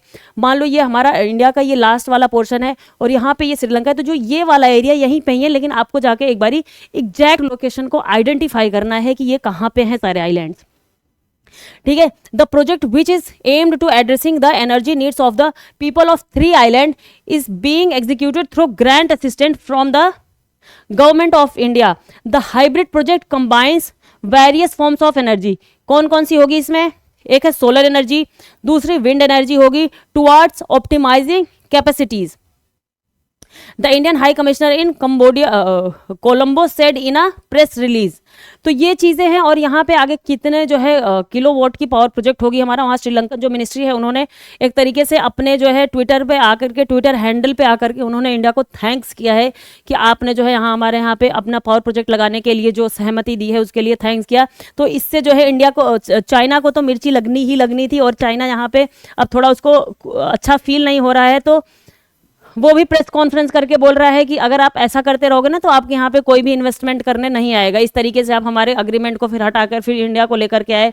तो इस तरीके से वो करने की कोशिश कर रहा है, श्रीलंका को धमकाने की कोशिश कर रहा है, जिससे श्रीलंका अपने इस स्टेप से पीछे हो जाए। लेकिन यहाँ पे क्यों ही पीछे होगा, वहाँ पे उन्होंने थैंक्स भी बोल दिया। और उन्होंने the project with 530 kilowatt wind energy की बात की गई है, 1700 किलोवाट सोलर पावर की बात कही गई है, और 2400 किलोवाट की बैटरी पावर की बात कही गई है, and 2500 kilowatt of stand by diesel power की बात कही गई है। तो ये इतने सारे होंगे। और कौन करवा रहा है इंडिया की तरफ से? ये यू सोलर कंपनी है, यू सोलर, यही जो है वहां पे सारी चीजों को इंप्लीमेंट करवाएगी। यू सोलर 3 आइलैंड्स पे हो रहा है, ये ध्यान रखना है आपको। ये तीनों आइलैंड जो है जाकर के देखना है मैप में। द बेंगलुरु कहाँ की कंपनी है? ये बेंगलोर की कंपनी है। ये यू सोलर बेंगलोर की कंपनी है जो कि वहां पे जाकर के ये बिड को इंप्लीमेंट करवाएगी। ठीक है, तो ये इंपॉर्टेंट चीजें इस आर्टिकल में थी जो मैंने आपको बता दी है। बाकी थर्ड प्रोजेक्ट इन कंट्री, ये कंट्री का तीसरा प्रोजेक्ट है। The initiative is a third India backed energy project. ये इंडिया की तरफ से इस कंट्री में लगाया जाने वाला तीसरा एनर्जी प्रोजेक्ट है। इसके पहले भी हमने 2 एनर्जी प्रोजेक्ट लगा दिए हैं। द नेशनल, इस किसने लगाया हुआ है? The National Thermal Power Corporation is spearheading a solar venture in the eastern Sampur town. पहले से ही जो हमारा नेशनल थर्मल पावर कॉर्पोरेशन है, जो हमारा एनटीपीसी है, वो पहले से ही वहाँ पे एक प्रोजेक्ट चला रहा है। वहाँ के ईस्टर्न टाउन पे, सामपुर टाउन पे, वहाँ पे पहले से ही वो सोलर प्रोजेक्ट चला रहा है। और दूसरा जो है एक है अडानी ग्रुप, वहाँ पे भी एक लगा हुआ है रिन्यूएबल एनर्जी के, उसमें प्रोजेक्ट में काम कर रहा है। मन्नार का जो एरिया है, ये मन्नार की आप खाड़ी देखेंगे, इसी वाले एरिया में ये आप समझ लीजिए श्रीलंका है। मेरे को इतना सुंदर मैप बनाना नहीं आ रहा है दोस्तों। मान लो ये नीचे वाला मैप मैं बना लेती हूँ। ये है आपका श्रीलंका इधर, तो यही है मन्नार वाली खाड़ी। यहीं पे आपको पाक बे दिख जाएगा इधर के एरिया में।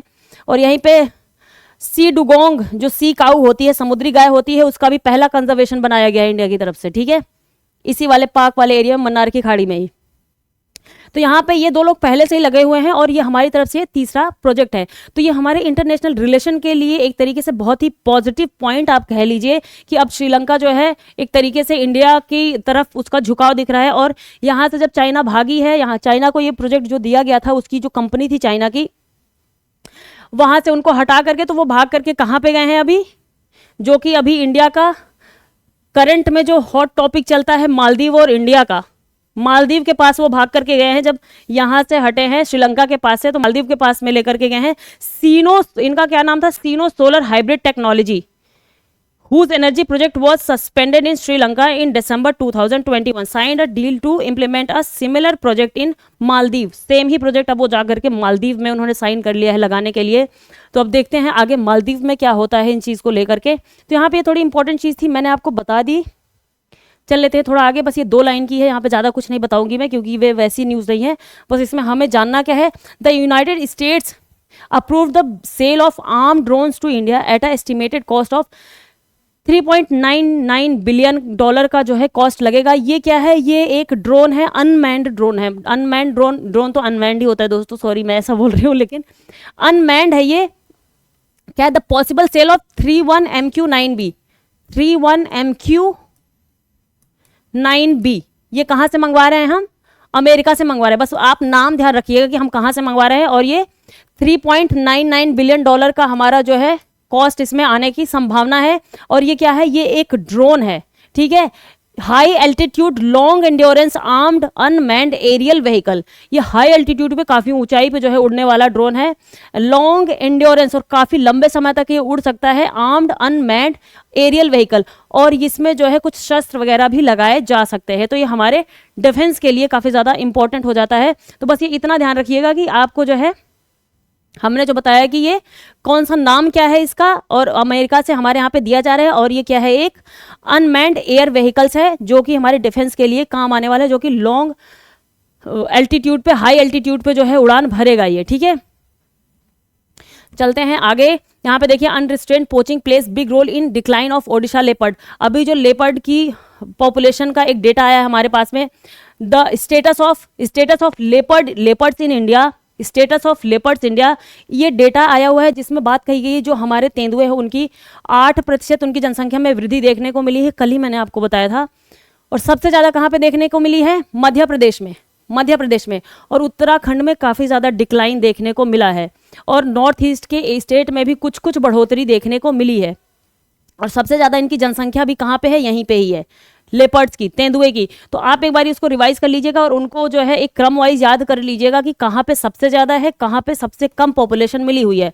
और यहाँ पे हम ओडिशा की बात कर रहे हैं, तो ओडिशा में जो वहाँ का सिमलीपाल टाइगर रिजर्व है और सतकोशिया टाइगर रिजर्व है। तो जहाँ जहाँ पे लगभग टाइगर रिजर्व होते हैं वही जो है एक तरीके से तेंदुए के लिए भी आरक्षित क्षेत्र हो जाता है। लेकिन जो तेंदुए होते हैं वो क्या है, वो उनका ह्यूमन और एनिमल कॉन्फ्लिक्ट उनका ज़्यादा होता है। ह्यूमन एनिमल कॉन्फ्लिक्ट उनका ज़्यादा क्यों होता है, क्योंकि दोस्तों वो जैसे जो टाइगर्स होते हैं वो अपने प्रोटेक्टेड एरियाज़ में ही रहते हैं ज़्यादा करके, लेकिन जो तेंदुए होते हैं वो वहाँ से निकल के भाग जाते हैं खाने पीने की वजह से और चीज़ों को के लिए, जैसे आकर के बाहर निकल के वो कैटल्स को मारने लगे। आपने काफ़ी वीडियोज़ वगैरह भी देखी होंगी, वायरल होती है कि किसी गाँव में पहुँच गए या किसी ऐसे एरिया में, शहरी क्षेत्रों में भी ये निकल के चले जाते हैं कि वहाँ पे कैटल्स वगैरह या जानवर मिल गए, उनको वो मारने लग जाते हैं खाने वाने के लिए। तो इसलिए मैन ह्यूमन कॉन्फ्लिक्ट होने की वजह से जो है इनकी काफ़ी ज़्यादा डेथ हो जाती है। और ओडिशा में ये सबसे ज़्यादा प्रॉब्लम किस चीज़ से इनकी डेथ हो रही है, इनकी पॉपुलेशन सबसे ज़्यादा कम क्यों हो रही है, पोचिंग की वजह से। शिकार करने के, जो इलीगल तरीके से शिकार करते हो उसकी वजह से इनकी पॉपुलेशन में काफ़ी ज़्यादा डिक्लाइन देखने को मिला है। और जो ये हमारा स्टेटस ऑफ लेपर्ड इंडिया का रिपोर्ट आया है, ये कब से कब तक को इंक्लूड करता है, 2018 से लेकर के 22 तक के डेटा को इंक्लूड करता है, 2022 तक के डेटा को इंक्लूड करता है। The leopard population in Odisha is estimated 568। The population has significantly declined since the last country wide estimate of 760। पहले वाला जो 2018 के पहले हमने जो एस्टिमेट किया था, तब इसकी जो है पॉपुलेशन कितनी थी, 760 के आसपास थी लेपर्ड की ओडिशा में। लेकिन इस टाइम पे शार्पली डिक्लाइन करके ये 568 ही बचा है। तो काफ़ी ज़्यादा, लगभग 1/4 1/4 जो है इनकी पोचिंग हो चुकी है, ये मारे जा चुके हैं यहाँ पे लेपर्ड्स। लगभग 25.26% इनकी पॉपुलेशन में कमी आई है और 192 लेपर्ड्स को जो है मार दिया गया है, ठीक है। तो ये कुछ ऐसे डेटा थे जो थोड़ा थोड़ा हम जानते रहेंगे। और सतकोशिया टाइगर रिजर्व है इनका, दूसरा कहाँ पे है, सिमलीपाल टाइगर रिजर्व है, ये भी कहाँ पे है, ओडिशा में है आपका। और अगला कहाँ पे इनका जो है, ये इनकी संख्या सबसे ज्यादा। और एक है हीराकुंड जो है, and Kotagarh wildlife sanctuary. Similipal, Satkosia tiger reserve और Hirakud and Kotagarh wildlife sanctuary, यहाँ पे ही इनका प्रोटेक्टेड एरियाज है लेपर्ड का, और यहीं पे ही इनकी पॉपुलेशन सबसे ज़्यादा कम देखने को मिली है उड़ीसा में, ठीक है, उड़ीसा में। तो ये याद रखना है, हीराकुंड और कोटागढ़ वाइल्ड लाइफ सेंचुरी कहाँ की है? ओडिशा की है, और ये क्या है? वाइल्ड लाइफ सेंचुरी है। और दूसरा सतकोशिया और सिमलीपाल क्या है? वो टाइगर रिजर्व है ओडिशा का। ठीक है, चलते हैं आगे हम। दोस्तों ये काफ़ी ज़्यादा इंपॉर्टेंट आर्टिकल है हमारा on cross voting in Rajya Sabha elections, जो अभी कल के ही न्यूज़ में था कि वहाँ पे जो हिमाचल प्रदेश में कुछ जो एमएलएस थे उन्होंने क्रॉस वोटिंग कर दी। क्रॉस वोटिंग का क्या मतलब होता है कि वो अपनी पार्टी से हट करके दूसरे पार्टी को वोट कर दिया, एक तरीके से उनको सपोर्ट दिखा दिया। तो कांग्रेस के मेंबर्स थे, एमएलएस थे, छह एमएलएस थे जिन्होंने वोट कर दिया किसके पक्ष में? राज्यसभा का इलेक्शन चल रहा था राज्यसभा मेंबर्स के लिए, उन्होंने बीजेपी को सपोर्ट दिखा दिया और उनको फिर जो है डिस्क्वालीफाई कर दिया गया। तो इसी को लेकर के काफ़ी ज़्यादा विवाद खड़ा हो गया, क्योंकि कुछ कुछ जो है हमारी सुप्रीम कोर्ट के जजमेंट्स में कुछ कुछ ऐसे मेथड्स भी बताए गए और हमारे कुछ ऐसे आर्टिकल्स हैं जिसमें कि इनको इस तरीके से करने पे एक तरीके से कह सकते हैं आपकी डिस्क्वालीफाई नहीं किया जा सकता था इस ग्राउंड पे, लेकिन और भी बहुत से ग्राउंड है जिन पे डिस्क्वालीफाई किया जा सकता था। तो यहाँ पे देखिए पहले न्यूज़ क्या थी, अभी की स्टोरी क्या है अभी तक की। The Rajya Sabha elections in the state of Uttar Pradesh, Himachal Pradesh and Karnataka witnessed cross voting by MLAs. तीनों ही जगह पे देखने को मिला है, कर्नाटक में भी, उत्तर प्रदेश में, हिमाचल प्रदेश में भी। This has once again raise concern about the sanctity of a election process. अब इलेक्शन प्रोसेस की जो पवित्रता है उस पर एक तरीके से क्वेश्चन खड़ा कर दिया है। अगला क्या है? How are Rajya Sabha elections held? Rajya Sabha के इलेक्शंस कैसे कराए जाते हैं?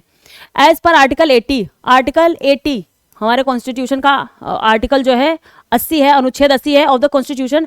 Representatives of each state to the Rajya Sabha are elected indirectly by the elected members of their legislative assembly. जो रिप्रेजेंटेटिव्स होते हैं, जो राज्यसभा के रिप्रेजेंटेटिव्स चुने जाते हैं, वो कैसे चुने जाते हैं? वो इनडायरेक्टली, ये आर्टिकल 80 में ही दिया गया है दोस्तों। इनडायरेक्टली किनके द्वारा चुने जाते हैं? जो स्टेट असेंबलीज होती हैं, जो स्टेट असेंबलीज होती हैं उनके जो इलेक्टेड मेंबर्स होते हैं उनके माध्यम से राज्यसभा के जो मेंबर्स होते हैं उनका इलेक्शन किया जाता है। ठीक है, यह आपका आर्टिकल 80 में दिया गया है, ध्यान रखना है आपको। ठीक है, और इनडायरेक्ट इलेक्शन होता है। इनडायरेक्ट इलेक्शन का क्या मतलब होता है कि हम लोग डायरेक्ट जाकर के वहाँ पे इलेक्ट नहीं कर रहे होते हैं, या वो लोग वहाँ पे जो वहाँ की हर स्टेट की अपनी जो राज्य विधानसभाएं होती हैं उनमें जो एमपीज वगैरह होते हैं, एमएलएज वगैरह होते हैं, वो इलेक्ट करते हैं राज्यसभा के मेंबर को। तो वो ये इनडायरेक्ट तरीके का एक इलेक्शन हो गया। The polls for Rajya Sabha will be required only if the number of candidates exceed the number of vacancies। अभी तक के सिनेरियो में क्या चल रहा था कि लगभग जो भी स्टेट्स में जो भी लोग राज्यसभा के मेंबर के लिए खड़े होते थे, तो वहां पे और जो अगला पक्ष होता था, अगर उनके सपोर्ट में ज्यादा पक्ष है किसी एक पक्ष के, तो दूसरा जो पक्ष होता था वो पहले ही हट जाता था वहां पे, तो इतना ज्यादा क्यूओस क्रिएट नहीं हो पाता था। लेकिन आज के टाइम पे क्या हो गया कि एक मेंबर खड़े होते हैं तो 2-3 मेंबर और साथ में उसी सीट के लिए खड़े हो जाते हैं, तो यहाँ पे फिर पोल कराने की आवश्यकता पड़ जाती है। और फिर the polls for Rajya Sabha will be required only if the number of candidates exceed the number of vacancies. जितनी वैकेंसीज है उस राज्य के लिए, राज्यसभा में कितने मेंबर्स वो भेज सकता है कोई भी राज्य, ये जो है एक तरीके से हर राज्य का स्पेसिफिक वो है कि वो कितने मेंबर्स राज्यसभा में भेज सकता है। हमारे यहाँ पे पॉपुलेशन के बेस पे जो है राज्यसभा में मेंबर्स को डिसाइड किया जाता है कि कितने मेंबर किस स्टेट से आएंगे।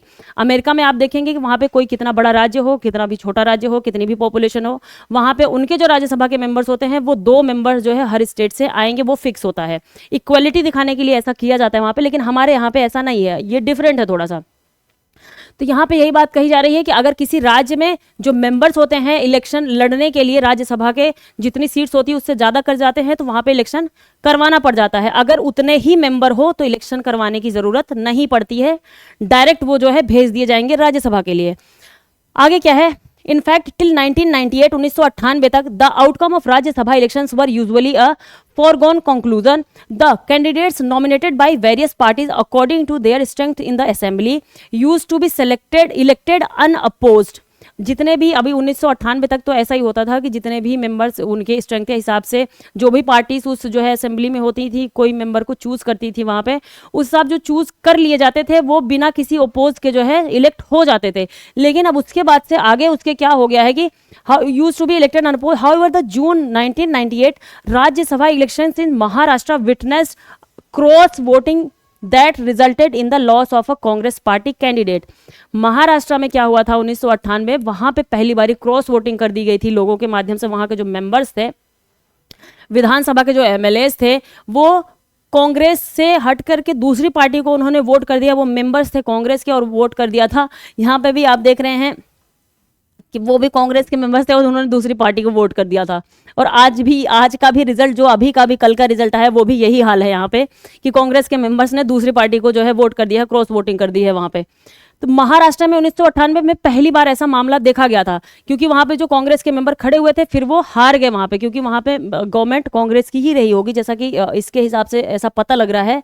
क्योंकि जो मेजोरिटी में होती है उसका कोई भी मेंबर आता है तो वो जीत जाता है, क्योंकि वही जो है उसमें फिर वोटिंग होगी तो जाहिर सी बात है वही मेंबर जाएगा। तो फिर और जो लोग होते हैं वो ज़्यादा उसमें टांग अड़ाने की सोचते ही नहीं है।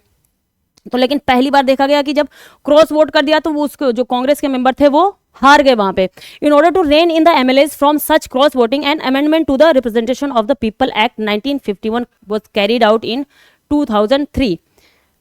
ऐसी चीजों को, क्रॉस वोटिंग को रोकने के लिए पहली बारी 2003 में कुछ अमेंडमेंट किया गया। किसमें?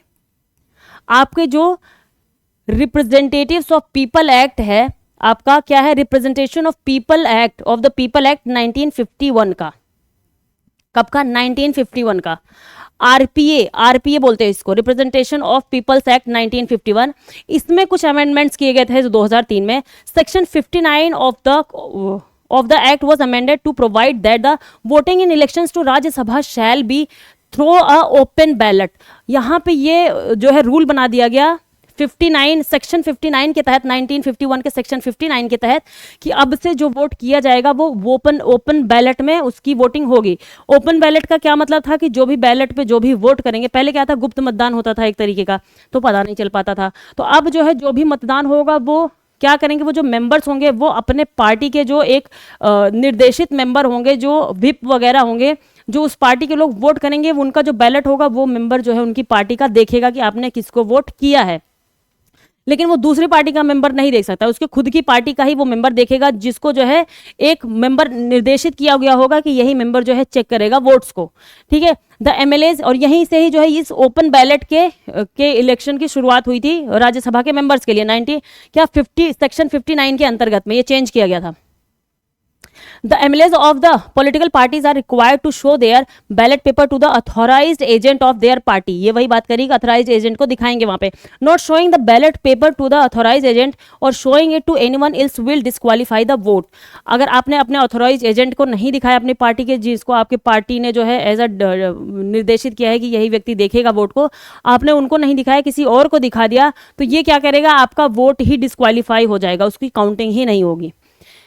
Independent MLAs are barred from showing their ballots to anyone. जो इंडिपेंडेंट एमएलएज थे, जो स्वतंत्र चुनाव लड़के आते थे एमएलएज, उनको जो है किसी को भी दिखाने की जरूरत नहीं होती थी।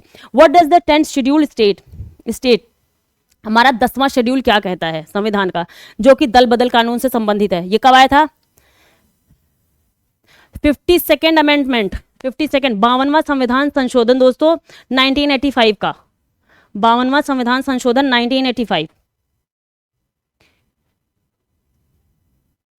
52nd अमेंडमेंट 1985 में आया था हमारा 10वां शेड्यूल, जो कि दल बदल विरोधी कानून के से संबंधित है। ठीक है, 52nd constitutional amendment introduce the anti defection law through the 10th schedule in 1985। This schedule provides that the member of a house of a parliament or a state legislature who voluntarily gives up the membership of their political party or votes against the instruction of their party in a house are liable for disqualification from such a house।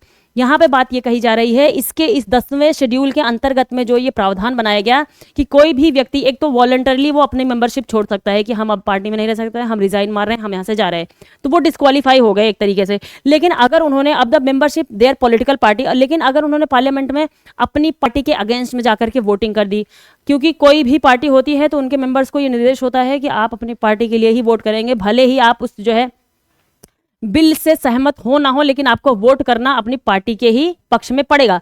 लेकिन आप अपनी party से हट के किसी और party को कर देते हैं तो आप जो है डिस्क्वालीफाई हो जाएंगे। membership of their political party or votes against the instruction of their party in house are liable for disqualification. This instruction with respect to voting is issued by the whip of a party.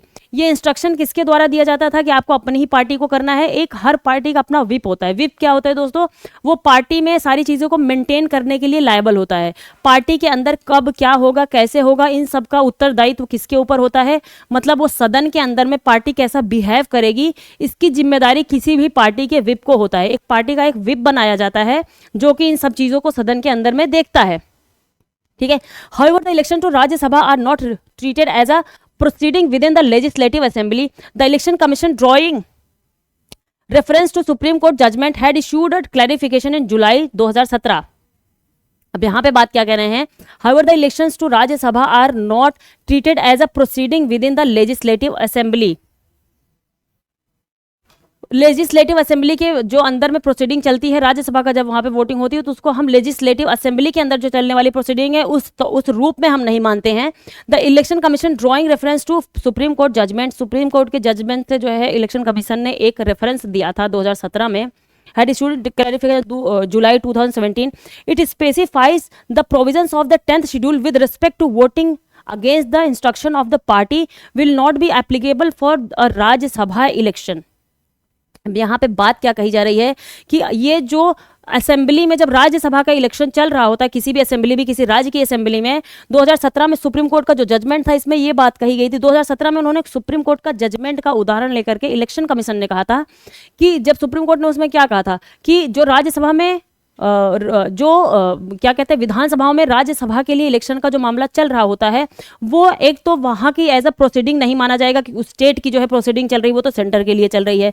तो वहाँ पे अगर कोई व्यक्ति अपनी party से अलग हट के दूसरी पार्टी के लिए जो है किसी मेंबर को वोट कर देता है तो ये उसका डिस्क्वालिफिकेशन का ग्राउंड नहीं माना जाएगा राज्यसभा के इलेक्शन के संदर्भ में. It specified that the provision of the 10th schedule with respect to voting against the instruction of the party will not be applicable for Rajya Sabha elections. Furthermore, political parties cannot issue any whip to its member for such elections. तो इसलिए जो राज्यसभा का election होगा किसी भी विधानसभा के अंतर्गत में वहाँ के मेंबर के लिए, तो फिर वहाँ का जो पार्टी विप होगा वो किसी भी तरीके का जो है डिसिप्लिन का वो इशू नहीं कर सकता है उसके अपने किसी मेंबर के अगेंस्ट में. ठीक है, उसको डिस्क्वालीफाई नहीं किया जा सकता है, ये बात है. Member both inside and outside the house can be looked into a infer it if it qualifies as a voluntarily giving up membership. बस ये तभी हो सकता है कि वो खुद से ही उन्होंने अपनी वॉलंटरली अपनी मेंबरशिप को गिव अप कर दिया हो. It may be noted that the 6 Congress MLAs who cross voted in Himachal Pradesh have been disqualified under the 10th schedule.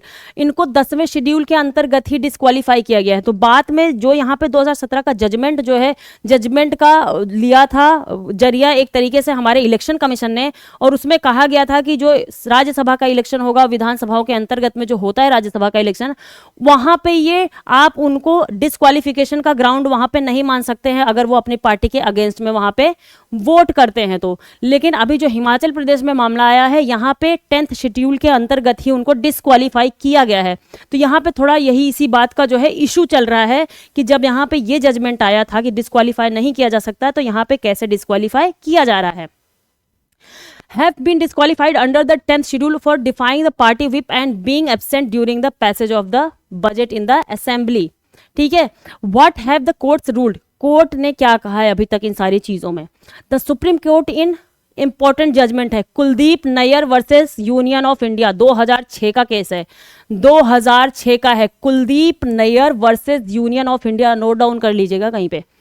Upheld the system of open ballot for Rajya Sabha election. जो राज्यसभा इलेक्शंस में open ballot का system यहाँ पे introduce किया गया था, इसको supreme court ने बोल दिया था कि हाँ ठीक है ये वैलिड है, उसको अनवैलिड करार नहीं दिया था. और उन्होंने रीजन क्या बताया सुप्रीम कोर्ट ने? Reason that if secrecy becomes a source for corruption, अगर सीक्रेसी मेंटेन करना करप्शन का सोर्स बन जाता है, वहां पे करप्शन होने लग जाए उसकी वजह से, then transparency has the capacity to remove it. तो ट्रांसपेरेंसी, पारदर्शिता के पास ये राइट है कि उसको वो हटा दे. This was a very good judgment. Judgment क्या मतलब, इन्होंने जो बोली थी ये बात यहाँ पे कि अगर सीक्रेसी करप्शन का जरिया बन जाता है तो ट्रांसपेरेंसी के पास भी ये अधिकार है कि उस सीक्रेसी को ही हटा दे वहां से, ठीक है। ये कहा था 2006 के Kuldip Nayar versus union of India के केस में सुप्रीम कोर्ट ने हमारी। However, in the same case, the court held that उसी केस में कोर्ट ने हेल्ड किया था an elected MLA of a political party would not face disqualification under the 10th schedule for voting against the party candidates। और 2006 में ही जिसका reference यहाँ पे दिया था हमारे इलेक्शन कमीशन ऑफ इंडिया ने, इसी में ही उन्होंने कहा था कि अगर MLA कोई भी राज्यसभा का जो इलेक्शन हो रहा है वो अपनी पार्टी के अगेंस्ट में कहीं पे वो वोट कर देते हैं तो 10th शेड्यूल के अंतर्गत में वो जो है डिस्क्वालीफाई नहीं किए जाएंगे, ठीक है। He she made at the most attract disciplinary action from their political party। वो बस क्या कर सकते हैं कि वो एक तरीके से डिसिप्लिनरी अनुशासनात्मक कार्रवाई उनके अगेंस्ट में ली जा सकती है उनकी पार्टी की तरफ से, बस इतना ही, लेकिन डिस्क्वालीफाई नहीं किए जाएंगे। और अगला एक केस कौन सा था, Ravi S Naik and Sanjay Bandekar versus union of India. ये 1994 का भी एक केस था। 1994 में केस आया था, कौन सा, Ravi S Naik and Sanjay Bandekar versus union of India, that voluntarily giving up membership under the 10th schedule is not synonymous with only formally resigning from the party to which the member belongs. यहाँ पे ये बात कह रहे हैं कि Sanjay Bandekar versus union of India, जो Ravi S Naik and Sanjay Bandekar versus union of India का केस आया था 1994 के आसपास में, उसमें इन्होंने कहा कि अगर कोई भी member that voluntary giving up membership under the 10th schedule, कोई भी मेंबर अगर पार्लियामेंट में या MLA जो विधानसभाओं में अपनी मेंबरशिप वहां पे छोड़ता है, उस सीट पे छोड़ता है, तो इसका मतलब ये नहीं है, अपने मन से उन्होंने वो जो है रिजाइन मार दिया उस सीट पे, तो इसका मतलब ये नहीं हो गया कि वो पार्टी से ही हट गया।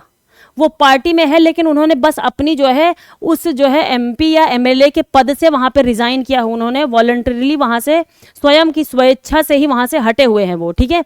द कंडक्ट ऑफ सॉरी ये यहाँ से था, the conduct of a member both inside and outside the house can be looked into a infer if qualifies as voluntary giving up membership. तभी माना जाएगा जब वो वॉलंटरी एक तरीके से कहने की नहीं, हम इस पार्टी में नहीं रहना चाहते। It may be notice that the 6 Congress MLAs, ये यहीं पे ही ये बात कही जा रही है कि यहाँ पे फिर उनको पूरी पार्टी और उससे ही कैसे हटा दिया गया, और यहाँ पे ये जो केसेस थे कि उनको डिस्क्वालीफाई नहीं किया जा सकता था। What can be the way forward, आगे क्या हो सकता है। It is to uphold the higher principle of a free and fair election and its purity that the court upheld the system of open ballot to Rajya Sabha elections. However, the instances of a cross voting in the last decade have defeated the intent behind this procedure। अब ये जो हम जिस उद्देश्य से ये चीज़ें लेकर के आए थे, लेकिन उसका ही उद्देश्य इन्होंने ख़त्म कर दिया हमारा, जो कि हम एक तरीके से पारदर्शिता बनाएंगे, फ्री और फेयर इलेक्शन करवाएंगे, लेकिन उसके ही हमारे उद्देश्य को इन्होंने खारिज कर दिया यहाँ पे इस क्रॉस वोटिंग ने। It would be wishful thinking to expect any further amendments to strengthen the constitution or laws against the such voting practices since ruling parties benefit from such unprincipled tactics. यहाँ पे बात कही जा रही है कि हमें फिर इसके लिए कुछ कॉन्स्टिट्यूशन में और जो हमारा ये RPA एक्ट है, रिप्रेजेंटेशन ऑफ पीपल्स एक्ट है, उनमें कुछ बदलाव करने पड़ेंगे ऐसी चीज़ों को रोकने के लिए, क्योंकि जो जब भी ऐसी चीज़ें होती हैं तो उससे फ़ायदा किसको पहुँचता है, उस टाइम पे जो रूल कर रही होती है पार्टी, उस टाइम पे जो सरकार में होती है, गवर्नमेंट में पार्टी होती है, उसी को इन सब चीज़ों से फ़ायदा होता है। तो जो भी जिस टाइम पे सरकार में रहेगा तो वो एक तरीके से नहीं चाहेगा कि ऐसी चीज़ों को चेंज किया जाए, क्योंकि आप देख रहे हैं कि हॉर्स ट्रेडिंग, कई बार जो है हमारी सुप्रीम कोर्ट ने हॉर्स ट्रेडिंग का मामला जो है बीच बीच में बोला कि यहाँ पे हॉर्स ट्रेडिंग ना किया जाए। हॉर्स ट्रेडिंग का मतलब क्या है, हॉर्स ट्रेडिंग इसका मतलब क्या है दोस्तों, कि जो ये मेंबर्स होते हैं, जो MP MLAs होते हैं, ये दूसरी पार्टी ने उनको एक तरीके से ल्योर कर दिया, प्रलोभन दे दिया उनको, या तो पैसे दे दिया, किसी और सीट का लालच दे दिया कि हम आपको मिनिस्टर बना दे, तो उस पार्टी को छोड़ के कभी वो उस पार्टी में चलेंगे, वो उस पार्टी को छोड़ के कभी उस पार्टी में चले गए।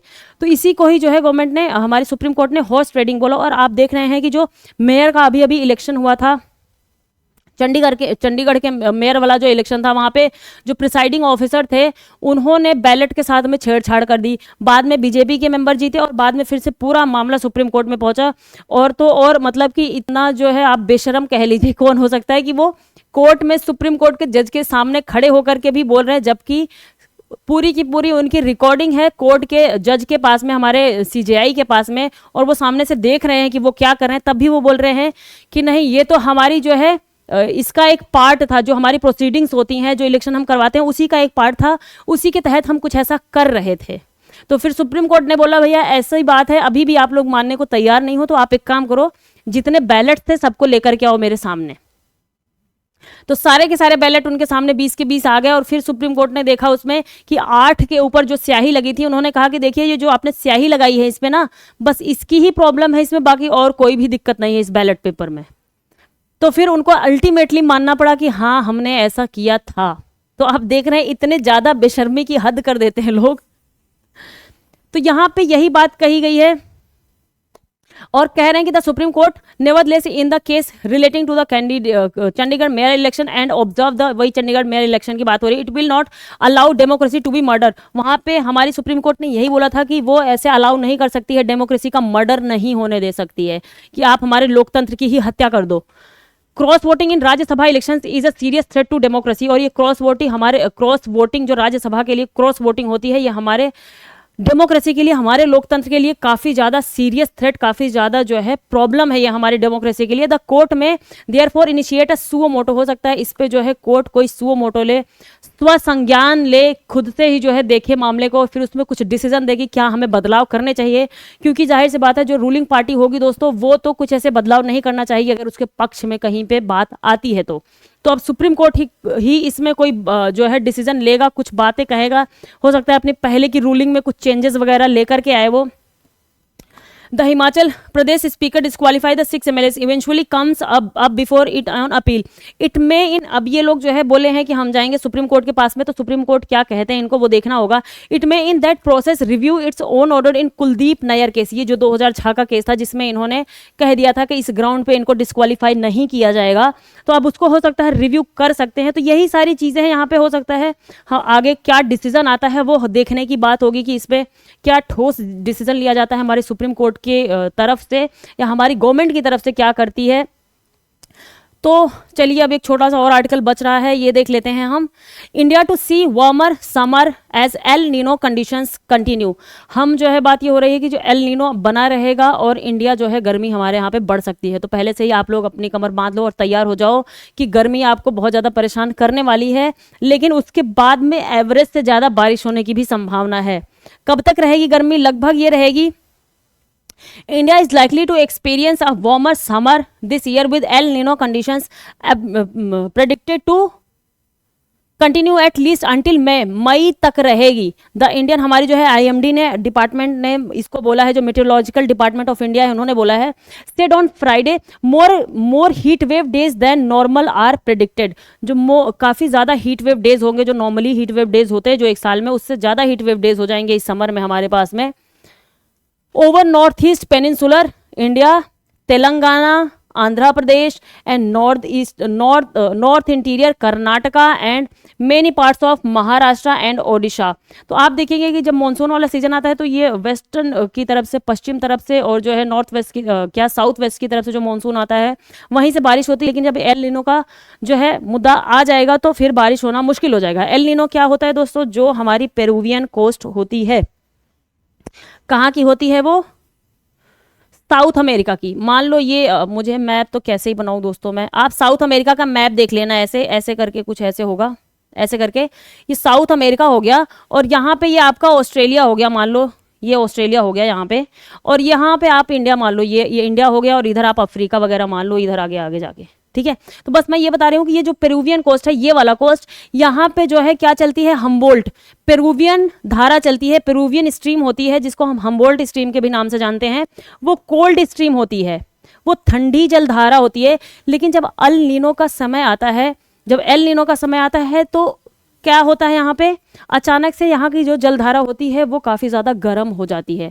तो वहाँ पे गर्म होने की वजह से यहाँ पे क्या होता है कि लो प्रेशर क्रिएट हो जाता है।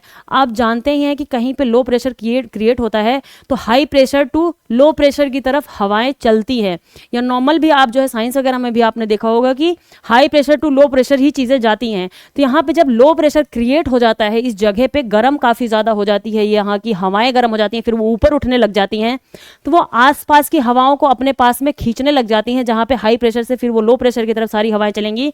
तो यहाँ पे जो इंडियन ओशन वगैरह है, यहाँ की भी सारी हवाओं को ये खींच करके इधर लेके चली जाएंगी। यहाँ पे पहले ठंडी जलधारा होती थी, ठंडा होता था ये कोस्ट पूरा का पूरा, और यहाँ पे गर्म होता था। तो अब ये उल्टा हो जाएगा इसका, यहाँ पे गर्म हो गया और यहाँ पे फिर ठंडा हो गया ऑस्ट्रेलियन कोस्ट पे, और सारी की सारी हवाएं इधर चली जाएंगी। तो फिर इधर हवाएं अगर सही से बचेंगी नहीं तो बारिश कैसे होगी।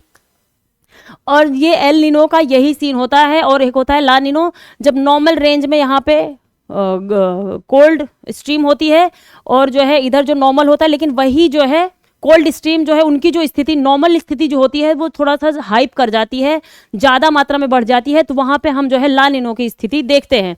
तो एल नीनो का बस यही है कि ये पेरुवियन जो कोस्ट होता है यहाँ पे जो है लो प्रेशर क्रिएट हो जाता है। ये जो धारा चलती है हमबोल्ट वाली, ये ऐसे करके चलती है, वो क्या साउथ टू नॉर्थ की तरफ चलती है, ये साउथ टू नॉर्थ की तरफ। फिर यहाँ से जो है जब ये गर्म हो जाता है तो यहाँ पे फिर ये चलने लग जाती हैं सारी, यहाँ पे आके गिरने लग जाती हैं सारी हवाएं, यहाँ पे आके गिरने लग जाती हैं आपके पेरुवियन कोस्ट पे। तो हमारा जो इंडियन ओशन वगैरह का यहाँ का पार्ट है, ये भी जाके सारी हवाएं यहाँ पे चली जाती हैं। तो फिर इधर बारिश जो है, पूरा वर्ल्ड का एनवायरमेंट यहाँ पे प्रभावित हो जाता है एल नीनो की वजह से। चाहे वो क्रॉप का पैटर्न हो, चाहे फसलों की जो स्थिति है उसमें भी चेंजेस देखने को मिल जाएंगे। और इस एरिया में फिशिंग वगैरह की जो स्थिति होती है उसमें भी बहुत ज़्यादा चेंजेस आपको देखने को मिल जाएंगे। तो ये सारी बात थी दोस्तों। तो आज के आर्टिकल हो गए हमारे समाप्त। काफ़ी इंपॉर्टेंट आर्टिकल्स थे जिसपे काफ़ी ज़्यादा इंपॉर्टेंट चीज़ें मैंने आपको बताई हैं। आप उसको एक बारी देख लीजिएगा, मन करे तो रिवाइज कर लीजिएगा। बीच में कुछ चीज़ें ऐसी मिले आपको तो नोट डाउन करके रख लीजिएगा। और आप देख रहे हैं कि आप लोग हमें सब्सक्राइब नहीं कर रहे हैं, तो हमारे लिए थोड़ा सा ये थोड़ी सी दुख की बात तो है, लेकिन ठीक है, कोई नहीं, करेंगे। जब हमारी चीज़ें पसंद आने लग जाएंगी, हम लोग मेहनत कर रहे हैं तो आप लोग भी करते ही रहेंगे दोस्तों। तो बस रिक्वेस्ट लेकिन मेरी यही है कि कर लीजिए सब्सक्राइब। अगर देख रहे हैं, आपको पसंद आ रहा है तो सब्सक्राइब कर लीजिए, अपने दोस्तों के साथ में शेयर कर दीजिए, इससे हमारा मोरल बूस्ट होगा। और यहाँ पे कई और चीज़ें हमारे प्लेटफॉर्म पे चलाई जा रही हैं जिनको आप देख सकते हैं। तो इसी के साथ में हमें इजाज़त दीजिए और अपना ध्यान रखिए दोस्तों। मैं हर बारी आपसे बोलती हूँ कि आपको अपना मेंटल फिजिकल हेल्थ, मेंटल जो है कंडीशन है उसको भी बहुत अच्छे से स्वस्थ बना के चलना है, क्योंकि ये जो है जर्नी आपकी काफ़ी ज़्यादा कम्बरसम है, काफ़ी ज़्यादा हेक्टिक है, काफ़ी लॉन्ग जर्नी होती है आपकी ये प्रिपरेशन की, चाहे वो यूपीएससी की हो, चाहे स्टेट पीसीएस वगैरह की हो, इवन गवर्नमेंट एग्जाम की ही जर्नी जो है, क्योंकि कंपटीशन भी इतना ज़्यादा आज के टाइम बढ़ चुका है कि एक थोड़ा ठीक ठाक लंबा समय लग ही जा रहा है लोगों को एग्ज़ाम को क्रैक करने के लिए। तो इस दौरान आपको अपने मेंटल हेल्थ को बना के ही रखना है, क्योंकि जहाँ पे आपका मेंटल हेल्थ थोड़ा भी इधर उधर हुआ तो आपसे पढ़ाई नहीं हो पाएगी। और उसके साथ में कहते हैं स्वस्थ शरीर में स्वस्थ मस्तिष्क का निवास होता है। तो आप पहले अपने शरीर को भी स्वस्थ बनाइए। देखिए, थोड़ा सा अपने शरीर को स्वस्थ रखेंगे, थोड़ा सा वर्कआउट वगैरह करेंगे तो अपने आप आपका दिमाग काफ़ी ज़्यादा एनर्जेटिक फील करने लगेगा। जब आपके बॉडी में ब्लड सर्कुलेशन अच्छा चलता है तो आपका दिमाग भी जो है काफ़ी एनर्जेटिक फील करता है। ऑक्सीजन सही पहुंचता है तो आपका जो डिप्रेशन वगैरह का लेवल है वो थोड़ा सा कम हो जाता है। तो कोशिश करिए चीज़ों को खाते पीते भी एक सही सी डाइट भी रखिए। डिसिप्लिन का मतलब ये भी होता है दोस्तों कि आप पढ़ाई के साथ साथ में अपने शरीर का भी ख्याल रखिए। अगर आप पढ़ाई को अच्छा बनाना चाहते हैं तो आपको अपने आप को भी अच्छा बनाना पड़ेगा। तो इसी के साथ में ध्यान रखिए अपना। हम लोग की शुभकामनाएं भी आए आपके साथ में आपके आने वाले एग्जाम्स के लिए। और यहाँ पे हमारा फाउंडेशन बैच चल रहा है एनसीईआरटी का, दोनों ही लैंग्वेजेस में चल रहा है। ये बेसिक टू एडवांस चलेगा, क्लास 6 से लेकर के 12 तक की इसमें एनसीईआरटी आपको पढ़ाई जाएगी। अगर आप अपने बेस को मजबूत करना चाहते हो तो मजबूत बनाइए दोस्तों। अब मेरी जो है एनर्जी हो गई है खत्म, तो मैं जल्दी जल्दी बोलना चाहूँगी। और यहाँ पे आपको QR कोड दिया गया है, तो जा करके आप QR कोड को यहाँ से स्कैन कर लीजिए, या फिर हमारे प्ले स्टोर पर चले जाइए और वहाँ पे the notebook IAS education for all करके आपको ऐप मिल जाएगा, और वहां से ऐप को डाउनलोड कर लीजिए और हमारे कोर्सेज को जाकर के ज्वाइन कर लीजिए। तो दोस्तों इसी के साथ में आज के सारे जो भी इंपॉर्टेंट आर्टिकल्स और एडिटोरियल्स थे सारे के सारे समाप्त हो गए हैं, खत्म हो गए हैं मतलब। और अब इसी के साथ में हमें इजाजत दीजिए। खाते पीते मस्त रहिए, अपनी एनर्जी को बनाए रखिए। बहुत बहुत धन्यवाद आप सभी का।